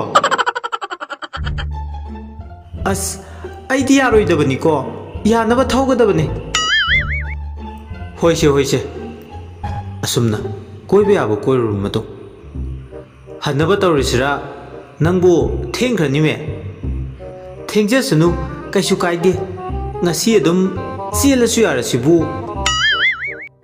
ha asengbairo asengbaine aisu yare ngasi hekta chelase apabi harau mankidana mabuningda ine lekhamgi mathause fajanadi tawbajani ko harau bana sidoreme aibo mogo nobi kaido oidoroba manga chapmanareme apabido mamit usinduna makhut ani lonarga nokphet tawduna le Herachandra adudi chalase thengkinabane tongo yare apabidi thokpa ma tawduna le Herachandra di tonga boi ningduna gari do tamna thawba hore Herachandra naire kaino ngasai tharokpadugi khulumduga haujingna mi tongdabaga sapmanai ne wasa aduna maninglumda mamaido phatlei thore apabi yomdabaduda Herachandra pakhana kharai lehoraba tuntun apabidi mabu moithem dawduna hundok pirame khanduna mokhongdo sangna tingthoklaga o khongna kaple somdana Herachandra kharai da mukle heurino tawrisibo aibo gari du thauduna apabi bu thiba lakre ure apabina mokhong sangna tingthoklaga kaplibado Herachandra pakhana prap chunchile apabina phai aibu nupi ni haidana nang naibu langthok tuna ꯆꯠꯄ ꯉꯝꯂꯕ ꯅꯠꯇ꯭ꯔꯣ? ꯑꯁ ꯇꯨꯟꯇꯨꯟ ꯁꯣꯏꯈꯤꯕꯅꯦꯕ ꯑꯩ ꯁꯣꯏꯈ꯭ꯔꯦꯕ ꯑꯩꯗꯤ ꯅꯪ ꯇꯣꯡꯉꯨꯕꯩ ꯅꯤꯡꯗꯅ ꯑꯗꯨꯝ ꯊꯧꯔꯨꯔꯦ ꯌꯥꯔꯦ ꯈꯪꯉꯦ ꯑꯁ ꯆꯦꯟꯕ ꯊꯦꯡꯈ꯭ꯔꯅꯦꯕ ꯍꯧꯒꯠꯂꯣꯁꯦ ꯐꯤꯒꯗꯣ ꯀꯟꯊꯣꯛꯄꯤꯒꯦꯁꯦ ꯂꯣꯏ ꯃꯣꯠꯂꯝꯃꯅꯦꯕ ꯆꯣ ꯅꯨꯡꯁꯤꯗꯦ ꯑꯃꯇ ꯀꯔꯤꯝꯇ ꯍꯥꯏꯕꯤꯔꯛꯀꯅꯨ ꯑꯁ ꯁꯥꯎꯔꯅꯨꯕꯁꯦ ꯁꯦ ꯆꯤꯡꯈꯠꯄꯤꯒꯦ ꯍꯧꯒꯠꯂꯣ ꯂꯥꯎ ꯑꯄꯥꯕꯤꯗꯣ ꯎꯐꯨꯜꯒ ꯏꯇꯩ ꯇꯩꯕ ꯃꯈꯩ ꯃꯅꯞꯀꯗꯣ ꯊꯨꯠ ꯊꯨꯠ ꯆꯤꯡꯈꯠꯂꯒ ꯃꯆꯤꯟꯒꯗꯣ ꯈꯨꯡꯃꯨꯛ ꯇꯨꯝꯂꯗꯅ ꯀꯞꯄꯨꯕꯒꯤ ꯍꯤꯛꯀ ꯂꯥꯎꯔꯒ ꯍꯧꯒꯠꯂꯛꯑꯦ ꯍꯦꯔꯥꯆꯟꯗ꯭ꯔꯅ ꯊꯦꯝꯗꯨꯅ ꯑꯄꯥꯕꯤꯗꯣ ꯄꯨꯗꯨꯅ ꯃꯌꯨꯝꯗ ꯗꯥꯏꯔꯦꯛ ꯍꯦꯛꯇ ꯆꯪꯁꯤꯜꯂꯦ ꯃꯇꯝꯗꯣ ꯌꯥꯝ ꯊꯦꯡꯕꯗꯤ ꯑꯣꯏꯗ꯭ꯔꯦ ꯃꯝꯂꯤ ꯃꯝꯂꯤ ꯇꯧꯕꯗ ꯉꯥꯏꯔꯦ ꯁꯨꯃꯥꯡꯗꯨꯗ ꯂꯦꯞꯇꯨꯅ ꯏꯃꯥ ꯏꯃꯥ ꯍꯣ ꯏꯃꯥꯎ ꯍꯣ ꯀꯩꯗꯧꯔꯒꯦ ꯃꯄꯥꯟꯗ ꯀꯣꯏꯂꯥꯎ ꯂꯥꯎꯔꯒ ꯂꯩꯔꯤꯗꯨꯕꯣ ꯌꯥꯆꯪꯕꯁꯤꯗꯅꯦ ꯂꯥꯏ ꯇꯤꯟꯒ ꯑꯝꯇ ꯆꯪꯉꯔꯣꯏꯅꯦ ꯅꯪꯕꯣ ꯑꯁ ꯑꯩꯈꯣꯏ ꯃꯥꯁꯤꯗꯤꯕ ꯌꯥꯗ ꯇꯧꯔꯤꯅꯦ ꯀꯣꯛ ꯃꯄꯥꯜꯁꯤꯗ ꯉꯥꯛꯇ ꯊꯣꯛꯂꯛꯎꯕ ꯃꯦꯝꯆꯧꯕꯤ ꯄ꯭ꯔꯞ ꯄ꯭ꯔꯞ ꯊꯣꯛꯂꯛꯑꯦ ꯃꯄꯥꯜꯗ ꯀꯔꯤ ꯇꯧꯔꯦ ꯍꯥꯏꯕꯅꯣ ꯃꯤ ꯌꯥꯎꯔꯤ ꯍꯥꯏꯕ ꯏꯁꯧꯒꯗꯣ ꯌꯥꯝ ꯇꯧꯔꯛꯀꯅꯨ ꯏꯀꯥꯏꯌꯦ ꯀꯅꯥꯒꯤ ꯃꯤꯅꯣꯅꯦ ꯑꯄꯥꯕꯤ ꯇꯨꯡꯗꯒꯤ ꯊꯣꯛꯂꯛꯇꯨꯅ ꯇꯞꯅ ꯏꯅꯦꯝꯄꯣ ꯑꯩꯅꯦ ꯃꯦꯝꯆꯧꯕꯤ ꯉꯛꯅ ꯀꯔꯤꯕ ꯏꯅꯦꯝꯄꯣꯛ ꯍꯥꯏꯕ ꯀꯔꯤꯅꯣꯅꯦ ꯍꯦꯔꯥ ꯏꯃꯥ ꯒ꯭ꯌꯥꯟ ꯇꯥꯗ꯭ꯔꯦꯅꯦ ꯑꯁ ꯑꯩꯈꯣꯏ ꯃꯥꯁꯤꯗꯤ ꯄꯪꯉꯤꯍꯦ ꯅꯃꯧ ꯅꯨꯄꯤ ꯍꯣ ꯅꯃꯧ ꯅꯨꯄꯤ ꯍꯥ ꯀꯔꯥꯏ ꯃꯦꯝꯆꯧꯕꯤ ꯃꯃꯧꯒꯤ ꯃꯅꯥꯛꯇ ꯄ꯭ꯔꯞ ꯄ꯭ꯔꯞ ꯆꯪꯁꯤꯜꯂꯛꯑꯦ ꯑꯄꯥꯕꯤꯒꯤ ꯃꯁꯛ ꯃꯇꯧꯗꯨ ꯎꯕꯗ ꯃꯦꯝꯆꯧꯕꯤ ꯍꯔꯥꯎꯐꯝ ꯈꯪꯗ꯭ꯔꯦ ꯑꯄꯥꯕꯤ ꯍꯥꯏꯕ ꯅꯨꯄꯤꯁꯦ ꯊꯤꯁꯨ ꯊꯤꯗ ꯀꯣꯂꯥꯏꯃ ꯀꯝꯗꯧꯔꯤꯕꯅꯣ ꯃꯦꯝꯆꯧꯕꯤ ꯋꯥꯈꯜꯗ ꯈꯜꯂꯤ ꯏꯃꯥꯏꯄꯦꯝꯃ ꯑꯣꯟꯊꯣꯛꯅ ꯊꯤꯈ꯭ꯔꯦꯗꯀꯣ ꯑꯩꯒꯤꯕꯨꯗꯤ ꯊꯤꯔꯁꯨ ꯕꯦꯔꯥ ꯂꯩꯇꯦ ꯍꯥꯏꯕꯕꯨ ꯊꯤꯗ ꯊꯤꯃꯜꯂꯁꯨ ꯐꯠꯇꯦꯗꯣ ꯇꯧꯗꯣꯔꯤ ꯖꯥꯠꯂꯅꯦ ꯃꯦꯝꯆꯧꯕꯤ ꯀꯔꯤꯕꯨꯗꯤ ꯍꯥꯏꯔꯨꯅꯤ ꯃꯆꯥꯅꯨꯄꯥꯅ ꯄꯨꯁꯤꯜꯂꯛꯑꯕꯅꯤꯅ ꯃꯃꯧꯗꯣ ꯏꯃꯨꯡꯗ ꯄꯨꯁꯤꯟꯕꯤꯔꯦ ꯑꯁꯨꯝꯅ ꯑꯍꯜ ꯂꯃꯟ ꯌꯥꯅꯗꯨꯅ ꯂꯨꯍꯣꯡꯂꯕ ꯃꯇꯨꯡ ꯑꯄꯥꯕꯤ ꯅꯣꯡꯃ ꯂꯩꯈꯝꯃꯣꯏꯗ ꯂꯥꯛꯑꯦ ꯏꯅꯦ ꯍꯣ ꯏꯅꯦ ꯍꯩꯃꯥ ꯀꯔꯤꯅꯣꯅꯦ ꯏꯊꯥ ꯊꯥꯖꯗꯅ ꯑꯄꯥꯕꯤ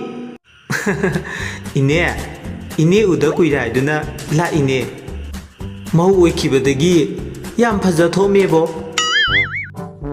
ꯑꯋꯣꯏꯕꯩꯔꯣ ꯏꯅꯦ ꯑꯋꯣꯏꯕꯩꯅꯦ ꯂꯥꯛꯑꯣ ꯀꯥꯈꯠꯂꯣ ꯂꯥꯛꯑꯣꯅꯦ ꯍꯣꯏꯅꯦ ꯂꯩꯈꯝ ꯑꯃꯗꯤ ꯑꯄꯥꯕꯤ ꯀꯨꯏꯅ ꯎꯅꯔꯨꯗ꯭ꯔꯕꯒꯤ ꯋꯥꯔꯤ ꯋꯥꯇꯥꯏ ꯁꯥꯟꯅꯔꯕ ꯃꯇꯨꯡ ꯏꯅꯦ ꯑꯩꯅ ꯍꯥꯏꯔꯤꯁꯤꯕꯨ ꯌꯥꯕꯨ ꯌꯥꯗꯧꯔꯤꯕ꯭ꯔꯣ ꯀꯩꯒꯤ ꯌꯥꯗꯅꯤ ꯏꯅꯦ ꯍꯤꯗꯥꯛ ꯄꯨꯊꯣꯔꯛꯀꯦ ꯐꯝꯃꯨꯀꯣ ꯂꯩꯈꯝ ꯏꯃꯨꯡꯗ ꯆꯪꯉꯨꯗꯨꯅ ꯂꯥ ꯑꯃꯗ ꯀꯔꯤ ꯀꯔꯤꯅꯣ ꯈꯔ ꯌꯣꯝꯗꯨꯅ ꯄꯨꯔꯛꯑꯦ ꯑꯗꯨꯒ ꯑꯄꯥꯕꯤꯗ ꯄꯤ ꯁꯦ ꯅꯪꯒꯤ ꯅꯅꯦꯝꯕꯣꯛꯀ ꯅꯄꯨꯔꯣꯏꯕꯒꯅ ꯆꯥꯒꯗꯕ ꯏꯟꯁꯥꯡꯗꯨꯗ ꯇꯪꯈꯥꯏ ꯇꯪꯈꯥꯏ ꯍꯥꯞꯆꯤꯜꯂꯣ ꯌꯦꯡꯉꯣꯏ ꯃꯗꯨꯗꯒꯤꯗꯤ ꯅꯪꯅ ꯇꯧꯅꯤꯡꯕ ꯀꯨꯁꯤ ꯇꯧꯔꯗꯧꯅꯤ ꯀꯔꯤꯝꯇ ꯍꯦꯛ ꯍꯥꯏꯔꯛꯑꯔꯣꯏꯗꯕꯅꯤ ꯏꯅꯦ ꯌꯥꯝ ꯅꯨꯡꯉꯥꯏꯖꯔꯦ ꯑꯗꯨꯗꯤ ꯑꯩ ꯑꯃꯨꯛ ꯆꯠꯆꯔꯨꯈꯤꯒꯦ ꯐꯔꯦ ꯆꯠꯂꯣ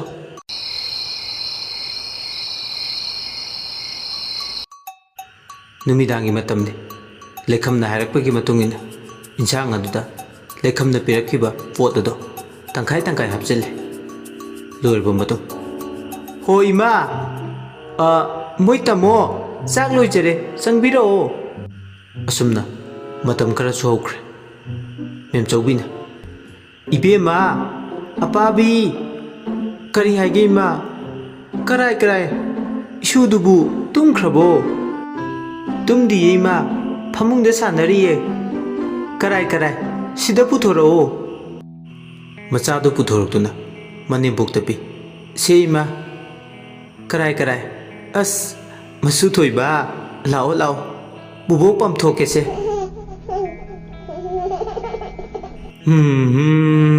ꯅꯨꯡꯁꯤꯕꯅ ꯀꯌꯥꯗ ꯐꯔꯤꯅꯣꯕꯁꯦ ꯁꯨꯡꯀꯞꯁꯨ ꯀꯞꯄꯤꯗꯦ ꯏꯁꯨꯇꯅꯤ ꯑꯄꯥꯕꯤꯗ ꯑꯣꯟꯁꯤꯜꯂꯛꯇꯨꯅ ꯅꯨꯡꯗꯥꯡꯒꯤꯗꯤ ꯀꯔꯤ ꯏꯟꯁꯥꯡ ꯊꯣꯡꯗꯣꯔꯕ ꯍꯪꯒꯥꯝꯒ hawaijar samna thonglagi ima. Ho ho phare phare. Aina tunganbi khara kuplaga thanambani. Aduna tawtho'uko. Hoi ima. Chalo chalo. Sa isingdo ngan hek thongtho'uro. Ibungo halaga warena chak lame amuk tawrani. Hoi ima. Numidangi matamni. Herachandra yu ngau ngauduna lau lauduna lae. Aikhoina vidani mina thi hairasu aigi mitadi heloi gumbini ituna ihen heli. Herachandra khara kanna lauduna mu ho hele hel haisini ituna ihen heli noina thau leibro. Mathangi numini ayuk anganmani Memchaubi Vinabun chatnaba loisille. Hai taribra pabi imagi hera tarima tholo laune. Herachandra hakang wawa chanduna thole uiri uiri tawraga mamada hange. Kai chatuni ma nangna nanta ke khaleisina. Ima Vinabun chattori. Herachandra mamit ke lauthokla. Ha Vinabunda. Hoine ngakpra ijadi nungdang lai sarurbanina karimta khangamaroine. Ima hana hairu yadro. Nangbu aiga karama matamda thengnaba yaugene. Ngarangna khara nganna lae dumngai. Tap tap makai thakchillaga labanina wari sanabasu phangde. Apabi manibuki pugadabu pochai singado puthokpiduna tholai. Ima loina sujarabani sida laijare. Ima gi mo angang singsiga phajana lairamuko. Ima thoukhige. Ima ngaikho. Herachandra mamada sel khara puthokduna pi. Se Sina imagi awada pasijina. Phare phare phajana lairamuko. Pocha singado apabina puthokpire gari mana phauba. Apabi yumlumda change. Herachandra wakhwanga metuna apabina laklibado yengduna le. Karino tamo kari kari khuyeng layeng no dubo. Ima chatkani khotkani di nang hana ingonda haiba yadraba. Ho kaino aingonda muk onchalaisina. Masi machin khumi aiduna apabi gi matungda makhongna kawe. Apabi aroibida sauningle. Herachandra da mamito paini yengduna. O aingondaga makhongsindaga kauje sariye khangneba nang. Ngakthi chaptuna soro soro manungda chingchinkre. Herachandra do apabina netbaga kawbaga tawe. Herachandra amuta kanbiyu aiduna koilau lauri. Aibomta kanbiyu. Apabina lawe yaro aiduna machindu mensele. Numitsidagi angang loba sak thongba phiju bijang Herachandra na punamuk tawale. Herachandra angang ado pona kap tuna chak to thongle. Kari nungge aibu nupi thirubanoba. Ima ai mana opi nebi base khangbagi pangal loikre. Aibu umta kanbiyu ima. Hey taningde ngangine na kap tanaga sutauri. Chenjaibam duda tharadiba me khongni kapkani ngasi ko. Ho phubiyo aibu otpiyo pelo nang pelo. Aigi iyong ito usi uraga nang nungay na layo. Masigi nupase wayam ngangida. Awoiba sakto phatphaloy thomo. Ai yung phawda chalukige. Lekhamna tharakiba mayedugi mayak loisilakpa matam moire haiduna apabi loisinduna lekhamoida lae. Kainone moigi mungsibu ine hoi ine lekham Nupi ahal ama thokle. Kana hangunu ibema. Ine lekhambo. Ihe. Nang pau tadribo. Kari pau nuine. Lekhamdo. Laikhidre. Ngarangdo. Magi soranine. Ha. Apabi kokchawi kai. Masado. Gyan men takidre. Manga chap manakre. Ine lekhambo. Ai pau mtasu tajaudre. Ine warobi bayade. Ai amu sacharukhige. Fani bema. Apabi thawai nungaita yumda hale. Wakhalda khale. Aina tawriba sing ase aremba loina taradra. Ine na hinglinge hairambado. Apabi yengoi nangna cheksingataba amana chahi ama pharabadi aina tawriba thabak ase mayakse tapna tamna hantarakani. Chahi ama pharabadi aigi inakta lakpa kauganu. Hoine. Apabi matha sabda loire. Herachandra na mabu miraibirakadra nungsibiraroidra manembokna nungsibiraroidra masi khanbada. Herachandra Tuntun chak loire chathurase. Tamo ai konna charage. Tamo hana chathokpiruro. As nang yaudana ai kamaina chadoino lao puna chathurase. Matam khara haukraba matung thakiba pot adugi mayagado sum hantarakle. Herachandra himna wakhal tawri. Apabin tumlibudo haifet yengduna nakanda chepthoi. Karino khangdreda nupi nina kaida nusidana pamdana lawrinu sibo. Kuiraga Lankagi Sita Sangbi Singdubu Summansile. Aikoi mase ai pom daida mathong kya charamoi adunani mathong sabamta thengnadribase asibu aibu sidri fawba laimina duini ko masi khallubadane pipi gaje stroke tawge tawre he Herachandra gi laiba